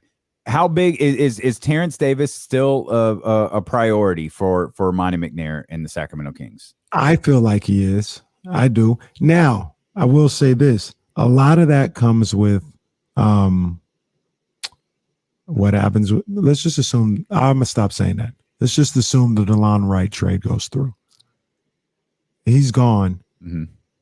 Yeah, you need Terrence Davis. You need that guard to go with Davion, especially if you're looking to move Buddy Hield as well. You know what I mean? So I think I like Terrence Davis, man. I've said that plenty of times. I think that he should be a priority. I think he should be somebody that you bring into what you're trying to build here in Sacramento. What if they can't move Buddy, though? Like, what if Monty has a feel for the market? And I got to assume that he does. I got to assume he went right back to work once the Lakers thing fell apart, and he doesn't feel like he can move Buddy. Does that change your feeling on bringing Terrence Davis back if Buddy Hield is here? No, because one of the things that I've thought about is, I know it's a logjam at guard, logjam at center or whatever. This may sound crazy, but you can never have too much talent, right? And I don't think anybody thinks Terrence Davis is a scrub, right? So if you had to bring back Buddy Hield and you got Terrence Davis, it's kind of waiting his turn. I'd rather have Terrence Davis waiting his turn as opposed to somebody that just is a borderline NBA player. Because you never know what trade may come up during the season, whatever the case may be. Injuries happen. Buddy's been an Iron Man, but you never know. Mm-hmm. And you can, instead of having to go to, and I don't mean any disrespect when I say this, because I like his game, but instead of having to go to Kyle Guy, you can go to Terrence Davis. Sorry, Kyle Guy is a member of Warriors Nation now. He is. Kyle Guy's a good player. He's just a tweener. We don't know if he has a position in the NBA. He can play, though. He got skills. Yeah, I have no problem with Kyle Guy at all. I'm kind of with you in your sentiment there. I just wonder, and I don't know what the offer is for Terrence Davis. I don't think it's what Terrence Davis wants it to be or what Terrence Davis's team wants it to be, which the number that we heard that James Ham gave us in the $9 million range. I just don't see that. That is I do think he did some good things here. I don't think I don't think what he did was that good. And I mean that good in comparison, that it's a pretty big increase for him. Yeah. I don't see it. I don't see it shaping out that way for him on another team. So he may just wind up signing the qualifying offer here in Sacramento should Monty McNair and the Kings keep it out there. But that's the next thing we'll kind of have our eye on is what's the market look like for Terrence Davis. And then obviously we're all on the lookout for trades. And now I'm wondering, given what happened with the Buddy Hield situation with Buddy in Los Angeles, do we not hear a peep from the Sacramento Kings as it pertains to a potential trade until it can actually be official, which I think is Friday? Yeah. I think maybe. So do we not hear anything regarding the trades? Nothing. Do the Kings not even engage until we ain't hanging up the phone until this is facts to the league and this is a wrap? We ain't going through what we went through earlier. The Kings might be scared straight because everything that happened there. Yeah. And not that they did anything wrong. No, not at all. They got played. They got played, or they had some chatty patties that they were dealing with. The Bucks was chatty patty last year. There's no question. There's no question that the Lakers were talking. There's no question that like last year with the Bucks, that was clearly nothing the Kings did wrong. Right, chatty patties in Milwaukee. Yeah. So they'll be a little gun shy. Can we? We spent a lot of time talking about tax bills and caps. This segment, can I put a bow on it? Because ironically enough, I just came across this. Maybe Bobby Marks listens to this show, but big fan. He says something to keep in mind that unlike the 2020, 2021, when teams saw the tax bill reduced, that is unlikely to happen in 21, 22. Example, Golden State Warriors had a tax bill of $118.2 million and was reduced to $68.9 million. The Warriors currently have a tax bill of $197 million and will not see that reduction. Ooh. Or a reduction on that. Wow. $197 million. They're paying an extra $200 million. That's crazy. That's like the salary cap, and that's almost the salary cap and a half. Because what's the cap? Like right. What's the cap? 113-ish? Yeah, it was now what I feel like it was one. So. I feel like it was 113. Did it say 113? Did it say 118 yesterday? I feel like I might have got to 118. Man, I thought that was next year, but it's either way. Either way, it's a ton. 916-349-1320. Fellow Laker fan here, Big Al wants to talk to Kenny, new Laker fan, of course. Big Al, what's going on, man? Absolutely. Kenny, joining the truth. Yep. No. There it is. No, we're not joining anything, Big Al. Don't listen to the media. Yeah. Oh, that was so good. D'Lo Rusty yesterday. DeMar DeRozan. Now I had to keep him going off the road on that one. That was really funny. I got, man. I got. Although maybe my sources were different because people were reporting it, and there were talks going on again. So it's just the wrong source. Yeah, I don't know all this scammer. Anyway, I think my man Rob did a good job. I saw one of the funniest things I saw a little comic insert, had a picture of Batavius. So the Lakers have gone from a pope to a nun and a monk. That's pretty funny. Wow. That was some good stuff. Anyway, I think they do okay. I'm still wondering about the center. I don't know if Gasol's going to really play or not. They've used their mid-level already now, so I'm none. So, whatever. I don't know. And then, so what's Schroder? What is going on? I missed out. I didn't see anything. What's going on with him? Yeah, nothing. That's a good one, Big Al. We'll dive into that as we continue because he was thought to be. I don't know what his market was. He had been brought up as a potential sign and trade piece. It doesn't look like any of that could potentially be happening. Yeah. I don't really know what the Lakers would even trade for at this point. And they certainly, it's certainly not with Sacramento. Like, no, thank you. Hard pass there. We'll come back. We'll talk more of that. We'll talk more Kings. We'll dive back into the Richaun Holmes stuff. I see people in the chat still panicking over deleted tweets. We'll address that as D'Lo and Casey continue here. And we've got basketball tonight at the Golden One Center. Basketball we can all be at together. Just coming up here on ESPN 1320. House show. Yeah, y'all are overreacting to these tweets. Like, man, it's good, man. Y'all are it's all right. Nothing to worry about there. Like, it's okay. I think it's gonna get done. Oh, there's the salary cap number 109. Why did I thought it was 113? That's the 2021 cap. Will Z, you got the 21-22 cap? Is that 113? I saw the quote going around from Vince McMahon as we get into the house show here real quick before getting back to your regularly scheduled program.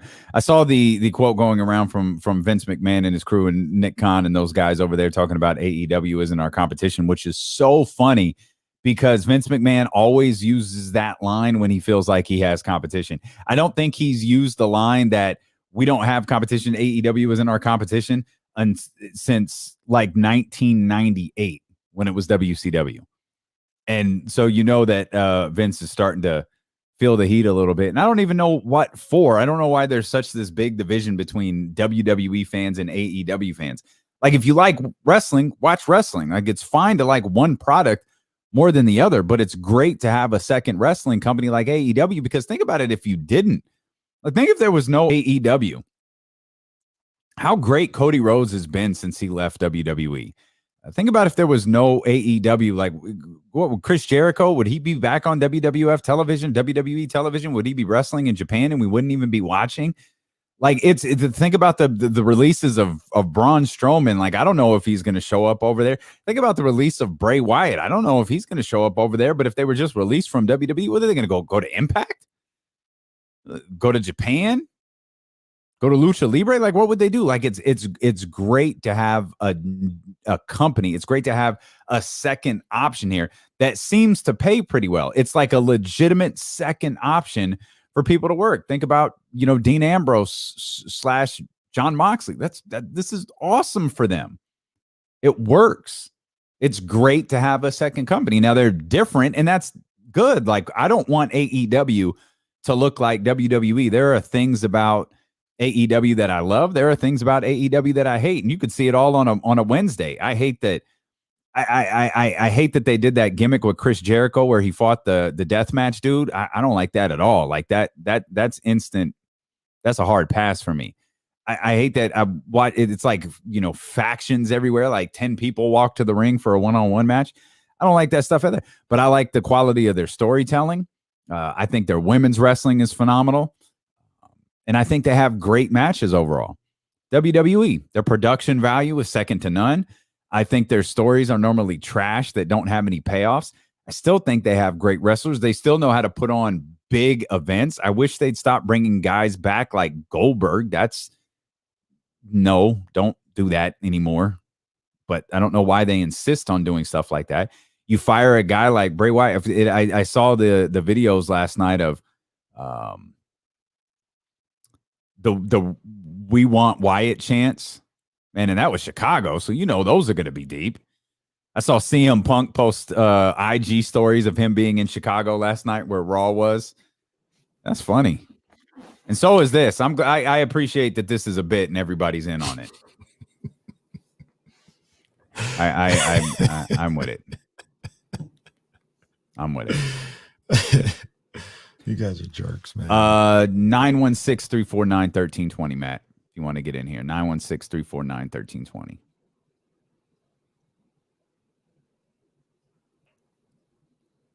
Yeah, that Bray Wyatt release is. I don't get it. That dude is so damn creative. All right, guys. I Am K Diddy is officially back. There we go. I was trying to tag you in something the other day. I was like, where is Kenny? Like, what the hell?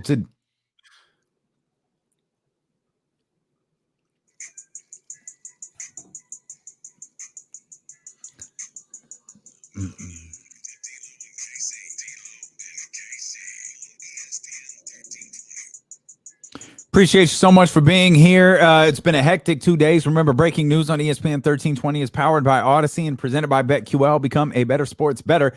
Get smarter to beat the books. Download the BetQL app or visit BetQL.com today. As Kenny Caraway and I roll along here, if you want to be a part of the show, you absolutely can. Many ways you can do it. Twitch.tv/ESPN1320. We hope you're following and subscribing there. YouTube.com/ESPN1320. We are on our way to 1,000 subscribers. That's a huge deal for us, man. We really appreciate it. Thanks to everybody who's put out the social media posts. We're at 959 right now. Wow, let's go. You've gained over 120 subscribers in the last 4 days or so. So keep subscribing if you're not a subscriber, or keep hitting that thumbs up if you're not a subscriber yet. Go become one, as we are on the road to 1,000 subscribers over there on the ESPN 1320 YouTube channel. We appreciate everybody who's tuned in the last week. It's been quite a week for us over there on the live stream platforms, and we appreciate that. I want to go back to something Big Al threw out there as we were talking to him a couple of minutes ago, by the way. That's the other way you can get a hold of us, 916-349-1320 if you want to chat here on the phone. Big Al brought up Dennis Schroder, and it feels like he's just kind of lost out there in free agency. He might get the and he's certainly not the only person that did this, but he's one of the most famous here in Sacramento. He could get the Bonzi Wells treatment. Where he turns down the big deal from the Lakers, and there's no other deal for him out there. Yeah. Like there's you played yourself, and then there's you really played yourself. And man, congratulations, you played yourself. Dennis Schroder might be hitting a different level of you played yourself, because I don't know if that 80 million is out there for him anymore. I was about to say, so he turned down 80, right? I think it was to be exact, I think it was 84, but yeah, it was upwards. It was in the vicinity of 80 million. Yeah, that's tough, man. That's tough. Whoever is advising him or his agent or whatever, that's a tough one, man, because you're out here giving them bad advice. I'm not sure just in the moment why he thought he'd be getting more than $80 million. I don't know. I mean, I don't know that he saw his season going south the way that it did. I can't see that. I can't see him getting more than 80. And people are still talking sign and trade. It's like, fine. They ain't signing and trading here. If they still want Buddy Hield, that ain't going to do it. That sure as hell ain't going to do it. And I don't even know what the Lakers feel like they need now after the barrage of signings they've had today with Kendrick Nunn and Taylor Horton-Tucker re-upping, Carmelo Anthony there, Malika Monk. I think when the Russell Westbrook deal was done, I think you told me they had 4 players on their roster for next year. Well, they've tightened that up a little bit. Just a little bit. But they've been busy. They filled out that roster with some of the things that they need. And I don't know why. Yeah, I don't see Buddy Hield being part of that, even if they wanted him to. There ain't even no deal. You don't interest me, Los Angeles. You did. Yeah. You did. You don't now. Once you got rid of Kyle Kuzma, I had no interest. Once you got rid of Montrezl Harrell, I have no. And now Montrezl doesn't even fit here anymore. No. It doesn't work. Like there's no we hit the point of no return on that particular thing with Buddy Hield and the Los Angeles Lakers. Buddy's gonna wind up somewhere else. Who was it that told us people were calling Buddy and congratulating him? Was that Jason? Yeah. Jason Jones says Buddy was getting calls, people congratulating him. We're getting calls right now, 916-349-1320. I think this is our man Matt. Matt, what's going on, baby? How's it going, guys? Thanks for taking my call. Appreciate you, Matt. So yeah, I mean, I'm just looking at the Kings signings. We bring back Holmes, we go draft Mitchell, we bring in Nemias, bring back Alex Len. I mean, I like the moves, but nothing really big swings yet. But I don't think we use our mid-level exception on Richaun Holmes. That's where I confirm that. And then if we have money to spend, I mean, I've seen all these wings get picked up. DeRozan, Otto Porter. I think Kelly Oubre is still available, but like, what kind of wings could this team target?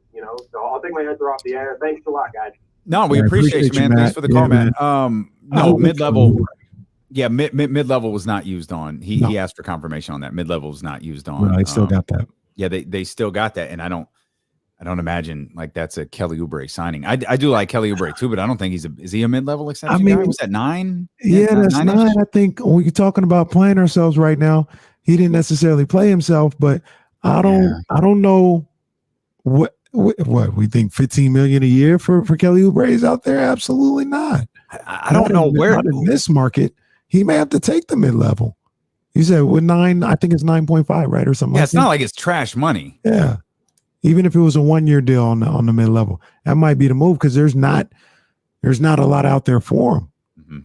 So if I could do that, if I was money, convince Oubre, hey, come here for the mid-level. Now, one of the interesting things with that is Oubre was really adamant with the Warriors, not with them as a office, but in circles, that he looked at himself as a starter. Feels like he's a starting player in this league. Doesn't want to move backwards. He's not looking to be a 6-man. If it happens to be that you're a 6-man, so be it. But he's not looking for that. I think. I don't know if he'd start. It depends. A lot of people tried to throw Harrison Barnes at the 4. I'm not really interested in that. I think we did that enough. We don't need to do that anymore. But if you do that, maybe you can bring Kelly Oubre here and say, hey, you can be the starting 3. That may appeal to him. Man, I feel like we did that last year. I don't think it went well for the Kings, and it went really bad for Harrison, who was having a career year until that move. Yeah. No, I'm not interested. I don't want Harrison playing the 4 for extended minutes or being like a starting power forward. That's no, not interested. I don't know what other wings are out there that are really appealing. Again, we're talking free agency wise. Mm-hmm. If there are trades to be made, then the conversation changes a little bit. Because the constant question about Buddy being traded to, can Buddy, be back at the G1C in his locker? Can Buddy don the Royal jersey tonight and wave to the crowd? Man, I don't see it. And then you've got the Marvin Bagley thing as well. Buddy, I think you could get a starting wing back for. And I'm not talking about like a game changer. You get a starter. You get a really good player back. I think you could get that with Buddy. You can't get it with Marvin individually. You can't get it with Marvin. What could you get with those two combined? Well, that's we've talked about that since the end of the season. Like we could go through all of the different names out there that you want to, but the fact is that's probably the one thing that's the area that they have to address. We talked about toughness. That was his team's worst quality last year by far. Lack of toughness. We question their heart sometimes. Question, they didn't have big dudes on their team. They've got some big dudes on the team now. They got size. You've got you bring in Davion Mitchell in. You've got De'Aaron. You've got Tyrese. It's that wing position that seems to have eluded this franchise for a really long time. But a wing with the ability to score. Harrison does some really good things over there. But there needs to be a stronger four. As you're talking, you about to say something crazy. I can always tell when you're about to say something crazy. I don't think this is crazy at all. Maybe it is. But one of the things Monty McNair has been able to do this offseason through the draft and through the free agency period, bringing back Richaun Holmes, signing Alex Len, maybe this trade with Tristan Thompson, whatever the case may be, is he's allowed for this final move. He can get real specific with what he wants. He can zero in on something. It doesn't have to be like, man, we got so many holes to fill. We're just going to take, he can really lock in on something. Mm-hmm. And I think he really wants to lock in on that small forward situation. You move Marvin Bagley, you need a power forward. And I'm just sitting here, man, John Collins, Atlanta, for whatever reason, he don't want to come back. I think they had a 5-year, $125 million deal on the table. He said no. What would it take? What would it take? I know you don't need Buddy Hield, but what would it take here? Would you take Marvin, Buddy? What if we give him the package? Marvin, Buddy, but next year's first, protected first the year after that, or a pick swap next year. He might have to do a pick swap rather than a. Yeah, I mean, it's not going to be that much better. Atlanta's a playoff team, a multi-round playoff team, probably. I don't know how you. I would do it. I don't want to make it like John Collins is Karl Malone or Charles Barkley. I feel like he would be perfect. I saw John Collins was a big conversation piece here in the chat on YouTube and Twitch. John Collins' name has come up quite a bit, but wouldn't it have to be Harrison? Why would Atlanta be like, yeah, give us Buddy? I mean, maybe they're just like, hey, give us as many scores as we can take. I see them as more of a. I see them more as it would have to be Harrison. Well, throwing Tristan Thompson for fun or something. I don't know. Maybe it would, but if the guy is sitting here not signing with you, and you don't want to pay him, get something for him. Right now they got.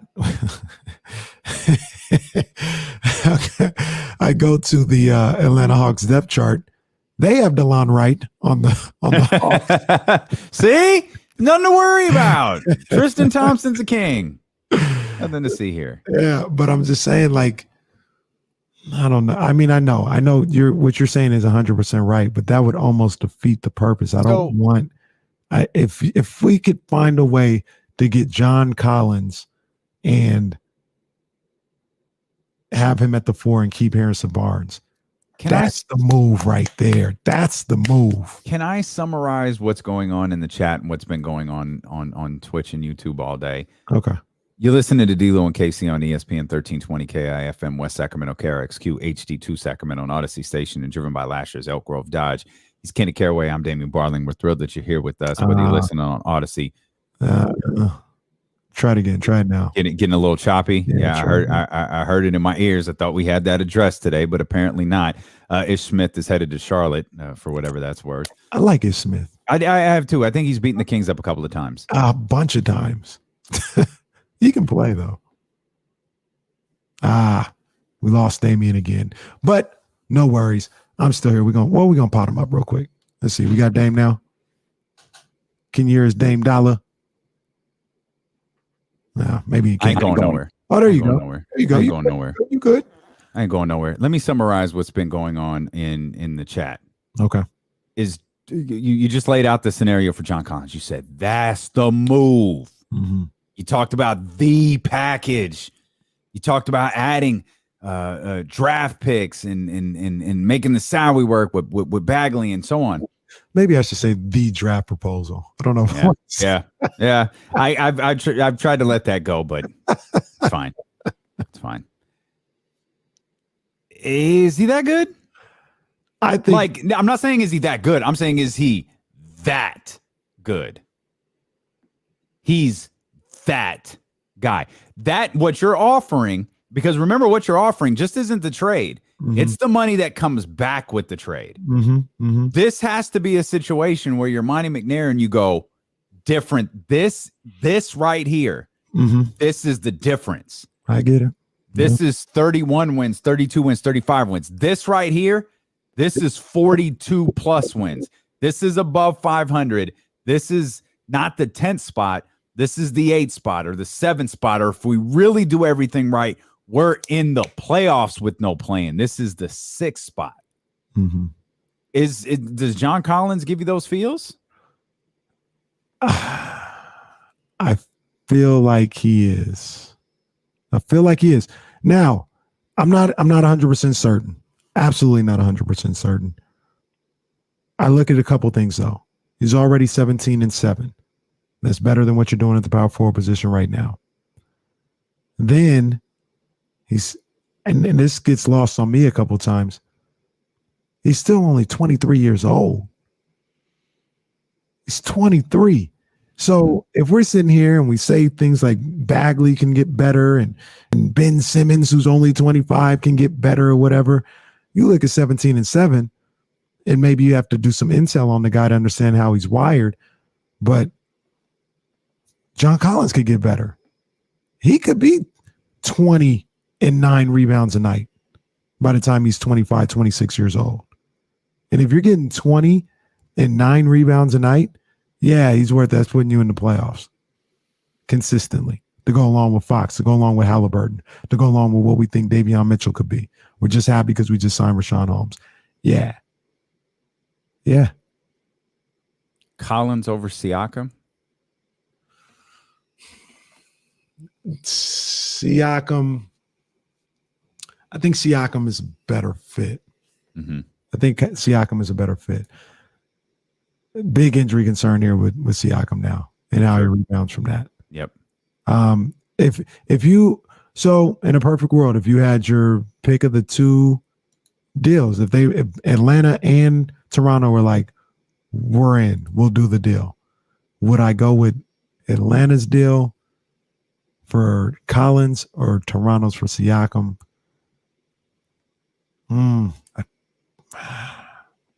I'd go Siakam. What did Siakam do last year? Siakam went 21.47 rebounds a night. He's 27 years old. But yeah, I'd go Siakam. What about you? I feel like Siakam is the guy, but I go back to my concerns in this scenario. I would want Siakam, but my concern isn't his recovery from the injury. I feel like he'll be able to recover. Mm-hmm. My concern is like immediate. Like I don't think he'll be able to contribute next year. And remember, in the deal, you're still moving off Marvin. You're still moving off Buddy. So whether we like it or not, you're losing 2 starters right there. I mean, you probably lose Marvin at some point. History says you lose Marvin at some point during the season anyways. But you're minusing 2 starters, and you're not getting one back to start the season. Now, will you have him in the second half of the season? Okay, time will tell. But you're probably not going to have the Pascal Siakam that you're trying to acquire next year. So to me, Siakam is a long-term play, which I don't think is something anyone wants. It's a long-term play. It could pay dividends later, but you're probably not going to get much of a return on it this season. And that's just my opinion on his timeline, his shoulder injury, the recovery from that shoulder injury. If this team could potentially still be good next year without Siakam, and then he rejoins the team, later in the year, and then he has a full camp here and all of those different types of things, and he's fully rehabbed. Yeah, man, we could be cooking by then. But man, it's tough to think like, okay, we're trading 2 starters and coming back is Siakam, and hopefully we'll see him in January or February. Yeah, that's the issue. Siakam is, and then you're trusting he's back. Like when once we get through the season, like he's going to be healthy and he's going to be back to the player that he was prior to the injury. And that's, like you said, that's assuming that you can stay above water until he can get back. You know what I mean? Without a power forward, losing 2 starters, like you mentioned. The reason why, and then you have the question that you asked, like, is Collins that guy, whatever the case may be? It's still up for debate. I think he could be. But Hield and Bagley, maybe it's not so cut and dry. But Hield and Bagley are going to be gone regardless. Like, you don't have time to wait for the perfect trade.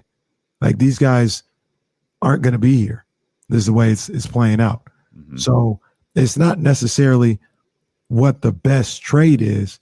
It's almost what's the best trade at this time. Does that make sense? Like, you can't say, well, like, we may not have the option to say, well, John Collins, he's just not that dude. We're going to wait until the All-Star break, or we're going to wait till next offseason to see what develops. You might not have that. Okay. I don't know. Am I looking at that one wrong? No, you're not looking at it wrong. I don't know what the perfect answer is to this. Like, I don't know what the right answer is, because everybody have warts. Yeah. He's going to have warts. Yeah. Everyone is. But John Collins warts come with a hell of a price tag to it. They do. Should that wind up, being a thing. And again, like, I'm all for it. I'm all for it if Monty looks at him and says, that's the difference maker.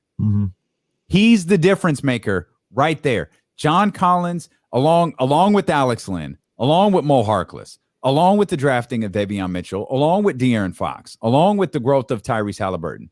John Collins is the guy who takes us to the next level. If he can say that definitively, I'm all for it. Do it. Do it. I'm with it.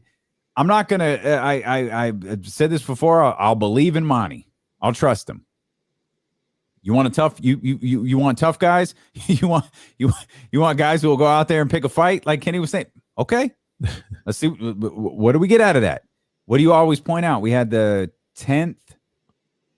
top 10 offense in the league last year, pretty close to it. Yeah. Okay. Have a decent defense, like average. Just be an average defensive team. You're significantly better if you're an average defensive team. You're like 7, 8, 9, 10 wins better if you're just an average defensive team. Maybe they're that. Does John Collins help that? What's the end goal? And I'm not talking about like championships, playoffs, playing, all of that. What's the end goal with crafting this team? What do you want to be? Do you still want to be a top 10 offense and a top 15 defense? Do you want to be a top 10 offense and a top 10 defense? Because if you are, now we're talking like advancing in the playoffs when you pull in, different numbers like that. Like, what are you trying to craft this team to look like? And does John Collins fit that? Does Pascal Siakam fit that? Are you willing to wait for Pascal Siakam to be 100%? Because he's not going to be on day 1 or 2 or 3 or anytime soon. Yeah. He's not suiting up at the California Classic or Summer League, and he's not suiting up for game 1 of the regular season. Yep. So there's still deals out there to be made. I guess those are the two watching the Clips. There really hasn't been much of an update on John Collins in the last couple of days. Not that there's been a big update on restricted free agents in general, but I don't know. How does Monty see John Collins and that money and that price tag that'll come along with him? Because if there's a deal out there to be made along those lines of a John Collins or a Siakam, it's something that he can't afford to be wrong on. Right.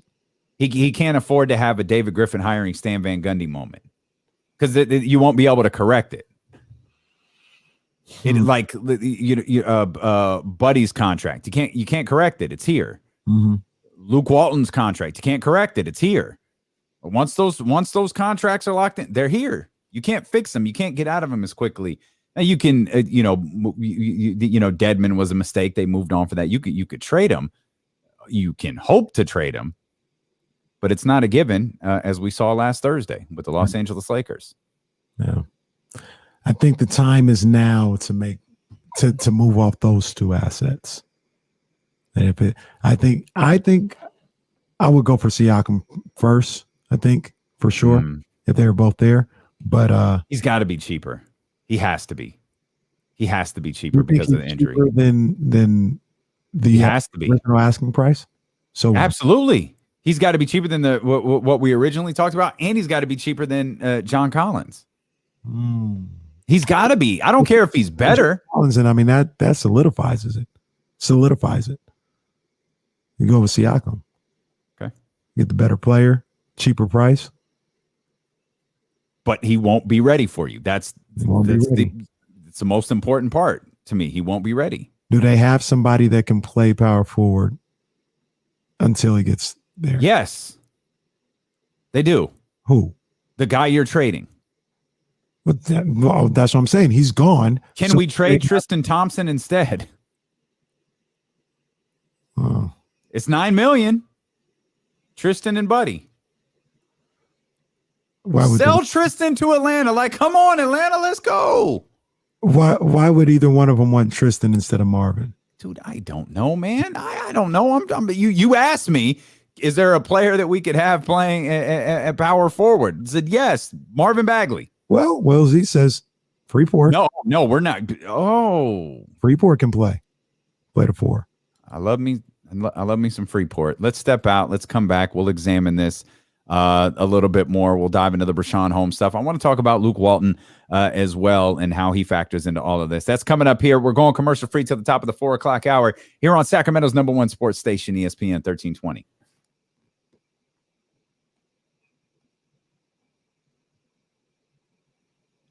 Are we resetting there, Jesse? Yeah. He said yeah. Okay. Hey, Jesse, the next, I don't know if it's already locked in or not, but the next rejoin, man, hook me up with that Dipset anthem, man.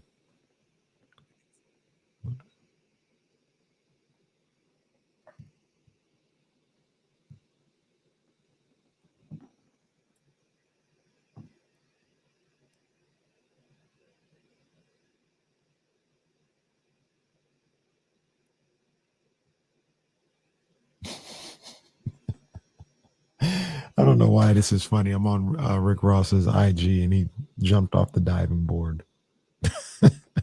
What'd you say? I said, I don't know why this is funny, but I'm on Rick Ross's IG and he jumped off the diving board into his pool. Yeah, I got you. Okay. Can you pop me? Yeah, there we go. Yeah. Yeah, absolutely. Absolutely.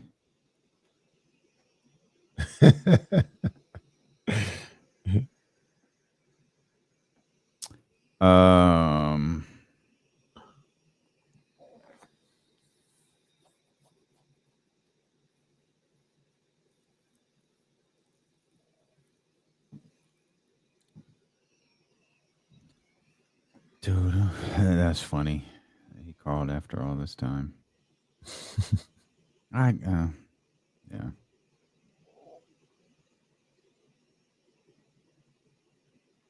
Maybe we'll let him back on one day. One of these days.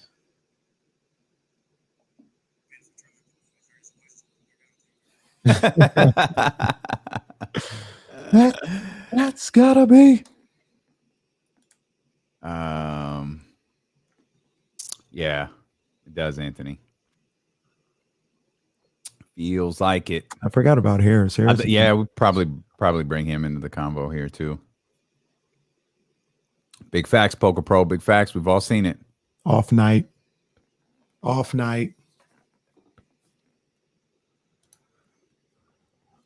Hey, appreciate you, Jared. That's love right there, man. Thanks. It's definitely cool, man. It's cool for us for sure.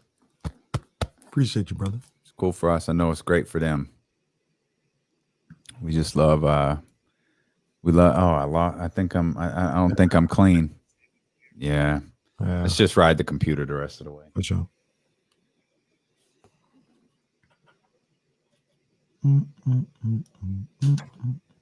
Cha-ching. Cha-ching. Let's see. Yeah, we was talking a little bit about that, Murph. I'm not against it at all. As long as Kelly's not, as long as Oubre will take it, works for me. I'd love it. Yeah, it works for me. See, he could. A long time ago, like, that would be great for him. I don't know how accepting and motivated he would be to take on that role, which sucks because I think he could be great in that role. Mm-hmm.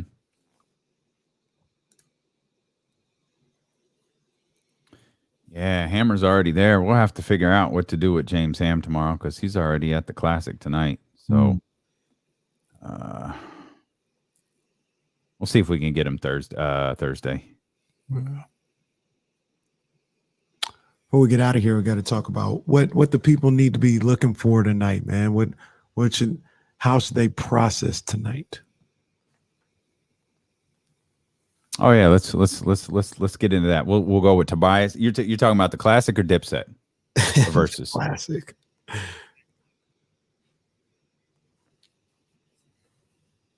I was just looking for something. What was I looking for? Somebody. Okay.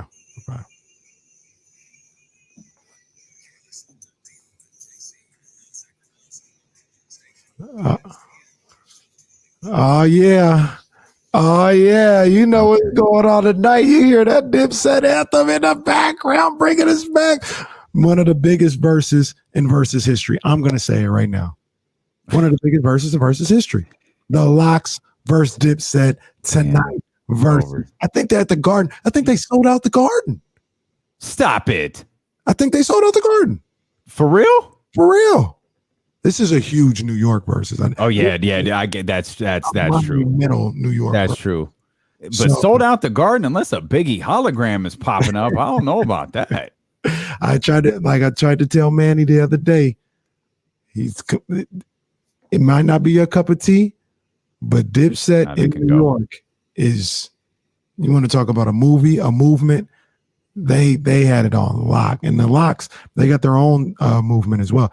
It's a big one. You know, I'm riding with Dipset. I like the Locks, man. The Locks are straight, but I'm riding with Dipset. Those if Jada could dip into the, if Jada dips into the guest appearances and the solo albums, they got a lot. They got a lot. Tough. It's gonna be tough for you. It's a little suspect with the solo album, so for Jada. He got enough. What they don't need to do is they don't need to do the whole I wrote this for him. We don't need that. I don't want to see all that. We don't need that. That really only worked for Babyface. Like, let's not do that again. Yeah, let's not do that again. You can check out the Dipset and the Locks on the new Odyssey exclusive stations that are curated for sports listeners like you. Find your new summer soundtrack. There are hundreds of new stations for barbecues, road trips, working out, relaxing by the pool, whatever it may be. You'll find your favorite artist on Odyssey too on the all-new Artist radio stations. Check out the new Odyssey exclusive stations on the Odyssey app where you find D-Lo and KC. Brought to you in part by Macy's and Geico. One other name we want to bring into the conversation, and shout out to the chat for making sure you're keeping us honest here, because we were talking about Siakam. We were talking about John Collins. What about Tobias Harris? Tobias Harris, a player worth allegedly, rumors, sources close to the Philadelphia 76ers, say that they have engaged in some conversations regarding trading Tobias Harris. Certainly fits here in Sacramento. I feel like he's another one of those polarizing guys that people are going to kind of be all in on or all out on. What about Tobias? Where does Tobias rank in the conversation with John Collins and Pascal Siakam as potential targets for Monty McNair and the Sacramento Kings? Man, it's interesting, man, because I like Tobias a lot. He's older than both of them, I think. I want to say he's like 28, 29. So he's older than both of them. I don't know. If I had to do a power rankings of who I want, I think, this is tough. This is tough because my first mind says Siakam is number one, but I like Tobias and what he brings to the table, man. I think he's a good ball player and a good fit for what the Kings will be trying to do out here. So I'm gonna go with Tobias. You can't even decide. No, I'm gonna go with Tobias number one, Okay. 2, Collins 3. If we had our druthers, if we had our picks. Tobias number one. He's a career. Oh, now that was the X factor there. He's a 16.3 point per game scorer, 6 rebounds, and 2 assists. That's on his career. With the Clippers, he averaged 20 points per game. With Philly, he averaged 19. Like he's capable. Mm-hmm. I mean, he's very, very capable. He can score on 3 levels. He can. So that and I fully believe that Siakam is capable of doing that as well. Collins is not necessarily that type of guy, but Collins is a better rebounder, I feel, than maybe both of them. I mean, I know him and Siakam, they both average 7 rebounds a night. Tobias, I think he's probably around there as well, but I feel like John Collins is a better rebounder than those two. Is John Collins at all a question mark? Yeah. He's been a really good scorer, I think, in his career. Mm-hmm. But is he still okay? Yeah, I completely understand those that aren't sold on him or aren't convinced that he's nothing more. Some people probably look at him as like a I'm a good stat, bad teams guy, something like that. You know, he's just a stat stuffer or whatever. Mm-hmm. I can understand that. I understand that outlook on him, but I think he's a little better than that. Okay, 23 years old too. Yeah, that's important to point out. Like he's still super young. Tobias Harris, I mean, he's not old. He's 28. Yeah. So like it's there. And again, I'll throw Tobias Harris in the same conversation. I'm down for all of these deals. Every single one of them, as long as Monty believes that that's the guy. That's the deal we have to make. Yeah. That's not a deal. Not we have to make a deal. Not we have to figure out something to do with Buddy after we publicly traded him, but then didn't.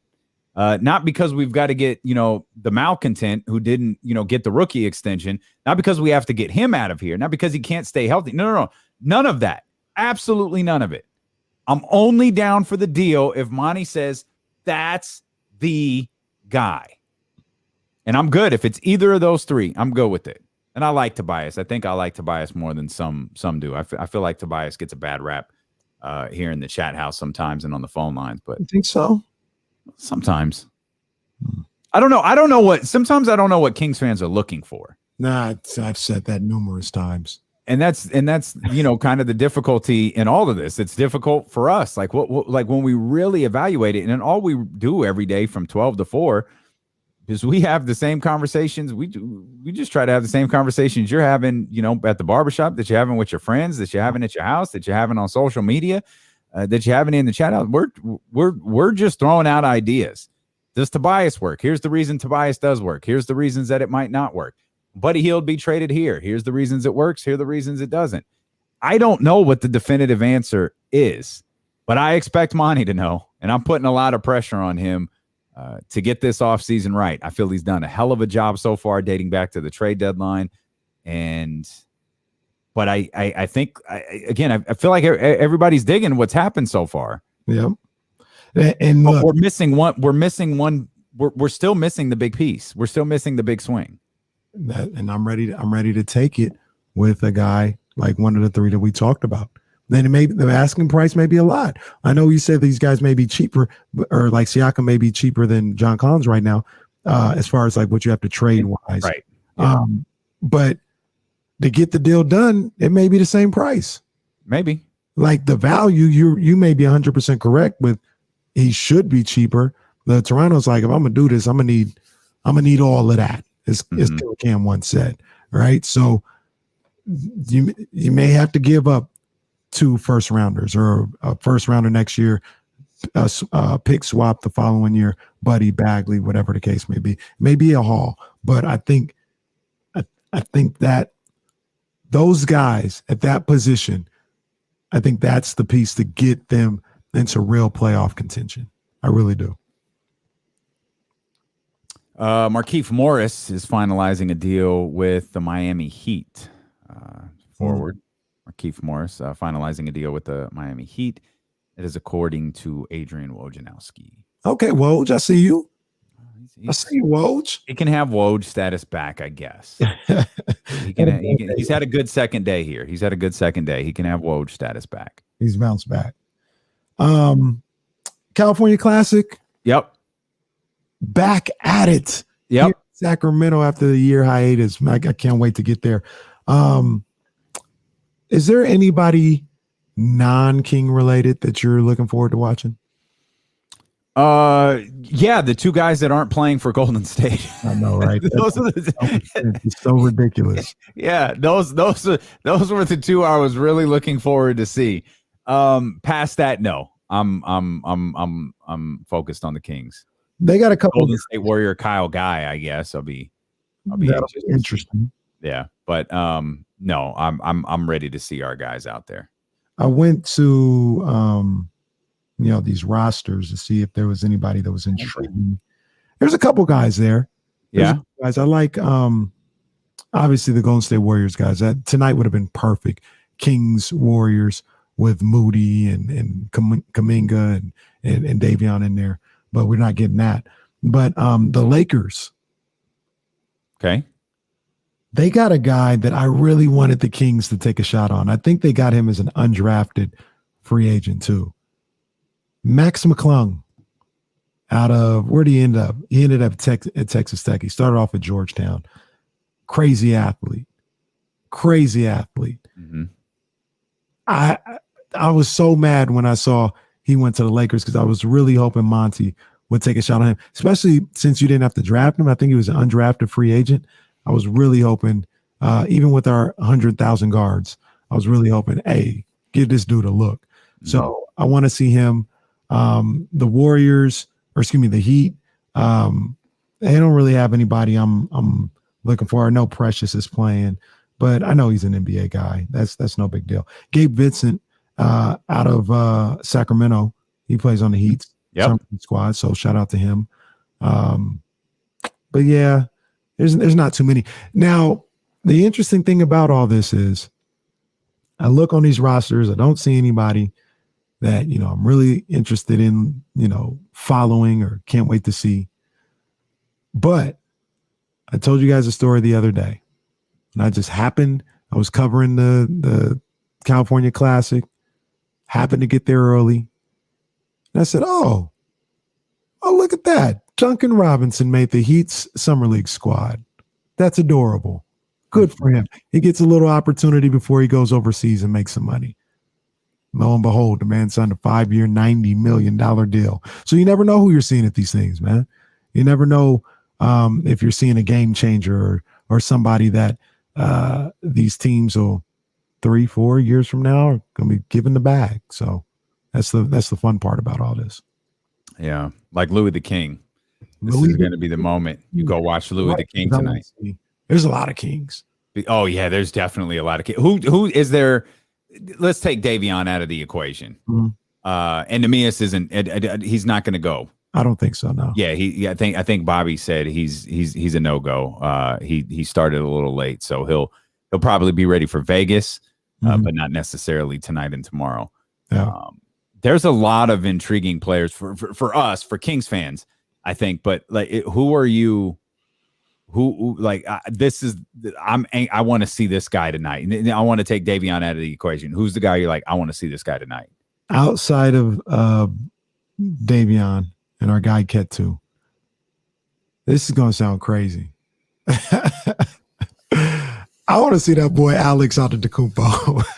I want to see what's going on with that. I don't even know he's going to play tonight. I don't know what kind of minutes he's going to be getting, but I want to see what this boy Alex is looking like. Because even before he got with the Kings, like I saw some of his stuff and I was like, oh, wow, that's another Antetokounmpo coming. That's interesting. Wow. And then, you get the quotes of Giannis. I don't expect him to say my brother sucks, right? So, but you get the quotes of him saying, he could definitely be better than me. And you watch him and he does some things and it's like, obviously this is a highlight package, like one of those overtime highlight packages. So the music is hitting right and all the moves right. But I was like, dang, that's crazy. And I think at the time he was working out for Indiana, the Pacers, I was like, man, that's wild. Next day, oh yeah, he's on the Kings Summer League roster. What? So, yeah, I want to see Alex. That's definitely one of the guys I want to see.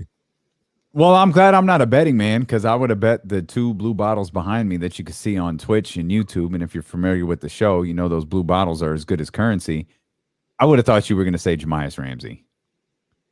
I would have thought. I know you. Nice, I do. Oh, yeah, I do. He doesn't intrigue me as much as Alex. I'm also interested in seeing DJ Stewart, too. Okay, that's another name I was going to ask you about. Obviously we saw him play at Duke. What is it about DJ that's kind of got you geared up to see him tonight? There's a level of toughness that I saw from him at Duke. He's kind of scrappy. He's fearless going to the cup. Yeah. And I like my guards that can shoot. So I've seen enough in his shot where maybe he could turn into something. So I want to see him out there. I do want to see Jamias. I really do. I want to see what he's done. He's been working with Rico. And remember, one of the things that I said was I was like, Jamias isn't ready right now, but give him a year in Stockton, summer or 2 with Rico. And he's got a summer with Rico. So, I want to see what he's got in the bag now. Didn't he kind of got Stockton, but not really? Like he did, but he didn't. He didn't Stockton at all. Yeah. It wasn't this year, to be honest with you. Yeah, it'll be kind of the G League will kind of serve its form this year. What player? Because what's going to happen. It's going to happen tomorrow. It's going to happen Thursday. Who's going to give us something? We're going to come in here tomorrow, and the chat's going to be popping. Yo, get ... on the main roster. This dude can ball. Yo, we've got our guy. Who? Because again, it's going to happen. But who's it going to be? Or in the case of Louis the King, in the case of Jamias Ramsey, it could be one of those. Oh man, this dude needs to get some minutes out there during the season. It's Louis the King. Louis the King is a bucket. Like he's going to get buckets in this summer league format. He's done it in summer league before. He's going to do it again. Yeah. Buckets. I think Louis the King is that guy. Now I want to also caution people. I have no problem with getting excited for a good performance in summer league. It may mean nothing, but I have no problem with getting excited for a good summer league performance. I would caution people not to get upset with a disappointing performance at summer league. Oh no! But that happens. Oh, somebody. Yeah. Who want to come in tomorrow? No. This guy's looking like a bus. No. Now we can come in. You are more than welcome to come in angry tomorrow. I will say this though. I remember I typically don't do that. I'm usually like summer league. Hey, it's a different environment. These kids a week ago they got drafted, right? I'm not putting too much stock in it. It can only be good. But I remember, I'll never forget that first game I watched when the Kings after they drafted Ben McLemore. I said, I don't like what I see. Hey, maybe it's just his first game, no big deal, whatever the case may be. Yeah. But he was getting wide open looks, bricking them. He was a shooter. That was his thing. He was like Ray Allen. And he's getting these wide open jump shots. and just bricking them. And I was like, oh, I don't like this. But hey, maybe it's just the first game. Got better, huh? No, it did not. Although, shout out to Ben McLemore, signed with the Blazers yesterday. Yeah. He's been in the league 9 years. That's amazing. Yeah. Like how do you explain that to somebody? He's got an elite skill. What's that? He can shoot. He can. Mm-hmm. He can shoot. He just didn't do it here. Okay. But he can shoot. And he's with Clutch. That's right. He is a Rich Paul client. That is in fact, or maybe he's not a Rich Paul client. He's a Clutch Sports client. Yeah. But he's Rich Paul's understudy client. Good, and that's mean. And I'm so sorry I said that. That was mean. Oh, it might be accurate, but it was still who mean. You know out here. But he did good in Houston. I feel like he did pretty good in Memphis. And I think he did all right with the Lakers too, matter of fact. So I don't know, man. And then King Voss, he talks about it maybe facetiously, but I think Ben McLemore, for everything I heard, is like one of the nicest guys ever. Like super nice. So I could see him being a good guy. I just never knew what he did well. I mean, I thought he did well with Houston. That's the only team where I really thought like, oh, okay. Look, okay. All right. Good for him. This is good. Yeah. I don't know. I don't know if that's, indicative of what the next handful of years might look like for him. I don't know if he'll get those opportunities at all in Portland. I don't know if he'll just be kind of, a journeyman from here on out. But I never knew, even in Ben McLemore's doing really well. I don't know what he does really well. Like the thing on him was always he has tremendous athleticism. Great. But what does that amount to? Like, what does he do with that athleticism? See, he was a shooter first for me. He was always not in the league. I mean, he hasn't shown it, but he has a shooting skill, if that makes sense. I joke when I say he's got an elite skill. It's not an elite, like he doesn't shoot it at an elite clip, so he's not that. But he was a shooter. Like he's a shooter. He can stroke the three. So that was always kind of what people said. The athleticism and everything, I think as he's gotten older in his career and he's just gotten older, it's not that anymore. He's just a knockdown shooter more time. Like at least that's what he's brought in to be. It doesn't always pan out that way, but that's what he's brought in to be. And that's what's kept him in the league for 9 years, man. Yeah. Yeah, when his time wrapped up with Sacramento, I figure he probably got 2 more years. I thought so too. But good for him. Yep. Good for Ben McLemore. Yeah, when you guys watch these guys, California Classic, man, don't be too hard on them. There was another guy I saw that I was like, oh, it's not a good look. Caleb Swanigan. Oh, I remember he was that, and he looked out of shape. Yeah, he didn't look good at basketball. I was like, oh, and I've had Big Ten. I saw him dominate at Purdue. I was like, yo, Caleb Swanigan, let's see what he got. And he was at the California Classic looking terrible. Oh. He was on the roster. Like he played in regular season games at one point, didn't he? Like he's never looked, I mean, he's never looked in shape. He's always had a particular type of build. I was kind of what's that? Poor guy. I said, have you seen him lately? Yeah. Come on, poor guy. Yeah, that's tough, man. Crazy. Yeah, that's super tough. But he's clearly always been a big guy. But it's tough when you're like that. Oliver Millers aren't really a thing anymore. You know what I mean? There would be a few of those in the past. That's not the league anymore. You're not going to be able to get away with that. Yeah. So we've got to.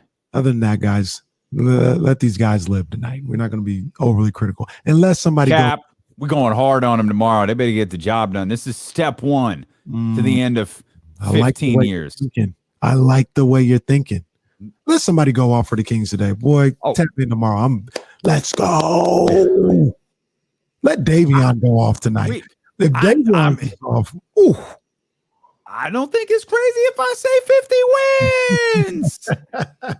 Let Davion go off tonight. Let Louis the King go off. We don't even need a trade, Marvin. We could just waive him. Look, bruh, if Davion has 25 tonight, oh my gosh. Oh man. Is Davion gonna play enough minutes to have 25 tonight? I don't know. Bobby gonna be out there working these dudes. 15. Hey, if he does, somebody, it's going to happen. It's absolutely going to happen. It's just a question of who's it going to be. There's going to be a player tonight that we are going to be collectively raving about tomorrow. Well, look, I'm going to say this. You saw who I was excited to see. I already said it. If Alex goes for 15, I'm going to be lit tomorrow. I already, as it is, I want them to just sign Alex. Just sign him. I don't care. Just in case. Just in case. Sign him. Put him in Stockton. He may not be ready right now. Let him be in Stockton for 2-3 years. I don't care. Sign him. Never let an Antetokounmpo go. No. We've got one. Never, ever let an Antetokounmpo go. So we'll see. I'll pull up some. Well, it's still pretty early. We're not going to have anything like that. I'm just like, now I'm starting to look at the lineup going, okay, all right, guys, who's starting? who's starting the game tonight? Is it Davion and Louis the King and like who is it, Jamias or what are like who's starting for the Kings? Is Jamias going 2 guard? Are they going small? So many questions. We've got 2 nights of basketball here at the California Classic at the Golden One Center. We've got football Thursday. Man, we've got some exciting stuff ahead. Yeah, man. I mean, Summer League right around the corner. Look here, and then tonight in general, you boys will be in the building. If you see us, you know what I'm saying. Say what's up. I don't think I'm changing my clothes. Yeah, I'm not changing my clothes. So if you see a Yankee fitted, you know what I mean. The white shirt, it's your boy. Holla at me. And that's what you got to look for because we'll have masks on like everybody else. He might change his hat to have a Lakers hat on because he's got to go support his squad. I don't know if you're just tuning in. It's been a traumatic day here. For this guy. It's been a traumatic day for D'Lo and KC. We started the show. We got news that Carmelo Anthony signed. Well, here's what happened back in the 12 o'clock hour. Carmelo Anthony just signed with the Lakers, by the way. Okay, Lake Show. I literally just said, okay, Lake Show. No, it's not what you said. It's how you said it. Carmelo Anthony just signed with the Lakers, by the way. Okay, Lake Show. Yo, that had... I was happy for my mans to get a new job and he get to play with his guys. What you talking about? It had some heart behind it. It had heart for Carmelo and LeBron and for Russ. Just for anybody listening, raise your hand if you hear the name Carmelo or Russ or LeBron in this. Carmelo Anthony just signed with the Lakers, by the way. Okay, Lake Show. Yeah, I said Carmelo. Yeah, he signed with the Lake Show. Man, I don't know non-Laker fans who refer to it as Lake Show. Oh, Jesse has polluted your head. Jesse, I was here. We all heard it. We all heard it. Whose side is he on? Okay, Lake Show. Biggest heel turn in the history of the business right there, folks. Hollywood Kenny Caraway. Hey, man. I'm happy for my guy, Melo. Look. I'm happy for look what you did. So they can play with each other and have a good have that experience. Tim, what are you talking about? Kings fans die. Tim says my heart broke a little bit. King Voss says no Kings fans say Lake Show. Donnie Johnson, I will never say Lake Show ever. Bryce hitting us with the WWE chant there. David hitting us with the script writing. Excited. Okay. Lake Show. Excited. Yes. That's tough, man. Excited for Melo and Westbrook. I don't know. Hey, man. People are calling for you. Your apology is about to be as hollow as the baby's if you drop one now. So you gotta just own it. I cannot be in the category of the baby. No, I didn't say that. I definitely didn't say that. I said your apology would fall as hollow as the baby did. 8/3/21, the day Caraway ripped the hearts out of Kings fans. Come on, man. Y'all got to stop this. Miss P said it felt like betrayal. I'm just saying these aren't my words. Miss P, stop with the nonsense. Stop promoting and continuing this propaganda. And don't hit me with the Lex Luger Tatanka. Don't do that, Joe Decker. You sold out. You sold out. You sold out. Joe Decker even says Casey was my hero growing up. That's what happened here today, man. Just what needs to happen to prove to you guys to get into the good graces of my fellow Kings fans. Yeah, but whose side is he on? Okay, Lake Show. And never gonna be able to unhear that, man. Never gonna be able to unhear it. Who are you gonna root for when these two teams play? I'm always rooting for the Kings, baby. Sure. What about when Russ and Carmelo and LeBron are out there on the floor together? Who are you gonna root for? I'm rooting for De'Aaron Fox. I'm rooting for Tyrese Halliburton. Tyrese? Man, Davion Mitchell. The Tyrese Halliburton you tried to trade? I can guarantee you that's over.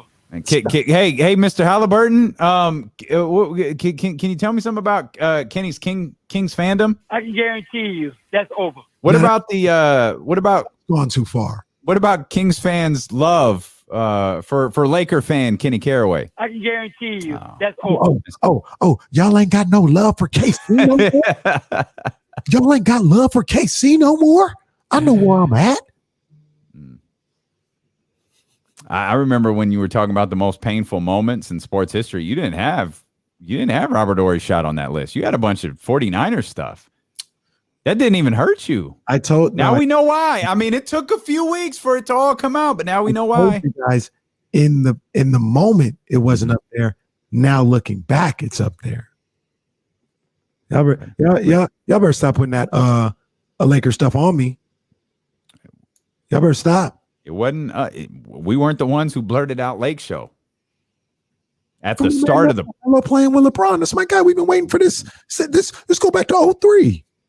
Okay, even King Boss. Russ? Now you know I love Russ. So it's all coming together. Benny's saying, "Let it be known then.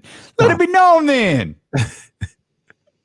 Wow. Apologies to those on Twitch. We're glad you're back. Looks like something happened with the Twitch stream there. We got booted off, but we're so thrilled that you're back with us as the show begins to wrap up, and we're going to head out to the California Classic. Curious how many of you may be headed out there. We'll certainly give a full recap of what happens tomorrow, what happens over the course of the next couple of days. I didn't go in the building one time last year, so this will be it's crazy, right? You know, I'm disappointed. We're in a similar situation. It's obviously not the same exact situation, but we are in a similar situation. But we hopefully will get the opportunity to greet each other and see each other. And if you see Kenny and I out there hanging out together, man, we hope that you'll come say hello. That's why we're planning so many events this month. This was our first opportunity to see you. This is our first opportunity to see you here at the Golden One Center tonight, at the London brunch on Sunday. And then, of course, for the D'Lo and KC anniversary party at Topgolf. Like this was our opportunity to hang out and get to see you a little bit. And it starts at the Golden One Center tonight. And the birth of the legend Alexander Antetokounmpo begins tonight, or perhaps Louis the King begins to establish his legacy here in Sacramento. Or does Davion Mitchell take his first steps to becoming Kings fans' most favorite player? Shout out to all the Kings rookies who will be my favorite players after tonight. Good save there, buddy. Good save. We're transparent on this show. We pull back the curtain. And I think I know the answer, but I got to ask you. Mm-hmm. Are you going to be around for the final buzzer tonight? Oh, absolutely not. No. Hey, absolutely. That's your saying. No, absolutely not. Like I'm always very honest with that. Like I have a strategy now. Life is a little bit different for me than it used to be. But my work was always the same at games. Every single game, it was always the same. I'm at the arena well before the game starts, and I'm out at halftime. Now I used to be home when the second half starts. Yeah, you got to strike now. That's not the case anymore, but I'm hoping I get home in time for the fourth quarter. I like to I like to see that, because what happens when I go to games is sometimes I feel like I'm visiting, and that's definitely going to be the case tonight. Because there's a lot of people that I haven't seen in a very long time. So we'll be visiting with a lot of different people. And that sometimes takes my focus off the game. And when you've got guys that you've never seen before, or guys you're seeing for the first time in a pro uniform, like, I want to be able to watch that. So once we get to the fourth quarter, I always like to be home watching that. So rare, and that's not universal. Yeah. If it's a Friday, like if there's no show the next day, oh yeah, I'll be at the game till the final buzzer. But whenever we're working, no, Damien, I'm leaving. Leaving at halftime of Game 3 of the NBA Finals. No, that's cap. That's that. Well, no, that's cap. The Wednesday telecast. That's cap. That's not true. That's not true. Nah, he'd be there all night long. Yes, for the finals, I would be. For a big game, I would be. But most cases, it's come home, start working on our masterpiece here from 12 to 5. Yeah. We're all Kings all the time. We got 2 minutes, couple things. George Hill was waived. That was going around Twitter today, but that's official. Yeah, George Hill was waived. San Francisco Giants almost had a disastrous loss last night. Yeah. 7-1. Yeah. The game ended up being tied at 8. And I think the 8th inning, they ended up rebounding, winning in extra innings 11-8. They're up 3.5 on the Dodgers, 7 games on the Padres. This is crazy. Still the best record in baseball. They got Arizona again tonight. And then I don't know if you saw this at all. And I'm gonna have to I'm gonna have to look into this. Did you see who took starting reps today? Yeah.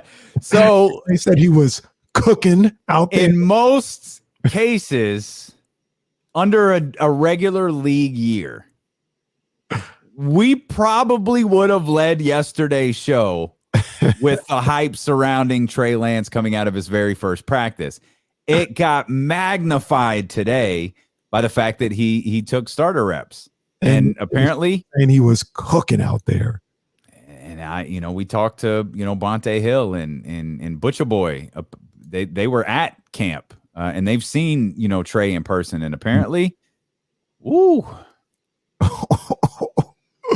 man, Trey. Look, I'm not ready. I'm not ready. I'm just hey, Jimmy Still do that, but the future is bright. The future is bright out here. There's Trey looking special. Let's go. There's Mahomes 2.0 tweets out there in the universe surrounding Trey Lance. Oh God! Oh, yeah, I'm lost for words. I'm at a loss for words. Okay. Well, I wish you were at a loss for words earlier. Carmelo Anthony just signed with the Lakers, by the way. Okay, Lake Show. Yeah, had words there. But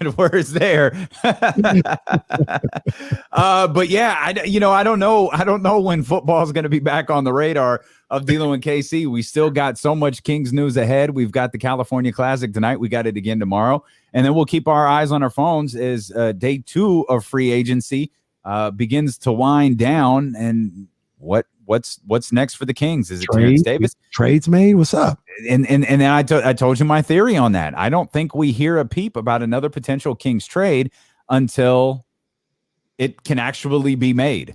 Until the Kings aren't used as leverage like they were with the Los Angeles Lakers. And I think that day is Friday. Maybe Friday is a really eventful day for us here on ESPN 1320. But I don't think we hear a peep about Buddy Hield, Marvin Bagley. I don't think we hear a peep about any of that stuff until we get to Friday when it can actually be executed. When the leak goes out to Adrian Wojnarowski or Shams or whoever, it's like, it's done. We found out from the league office. That's how we found out. So we'll be back tomorrow to cover Summer League. We'll be back tomorrow to cover whatever is happening in the world of NBA free agency. If you missed any part of today's show, you could subscribe to the podcast on the Odyssey app on Apple or wherever you get podcasts from. If you're on Apple, leave us a 5-star review. We hope you dig what we're doing here. Hit the subscribe button as well. Hit the subscribe button on YouTube. Hit the thumbs up while you're watching too. And we'll be back tomorrow here on Sacramento's #1 sports station. Steelin' with KC here on ESPN 1320. Holla.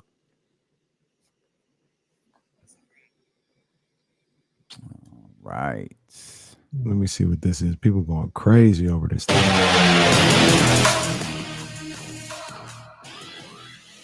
That was easy work. What is that? Ooh, Is that Trey? It's Trey, 50-yard touchdown in training camp. Easy work. Just off his back, but just it's over. It's over for y'all. All y'all out there. Ramsey, my boy, Jay Stallworth. It's over for y'all, boy.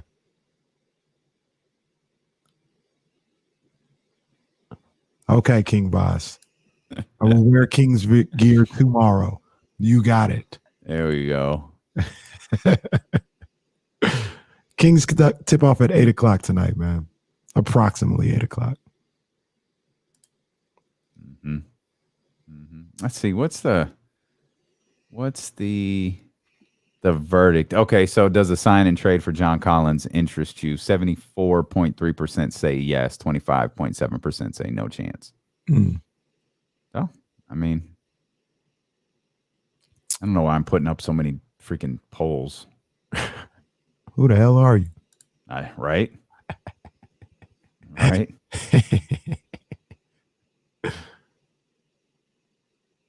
Am I seeing this right?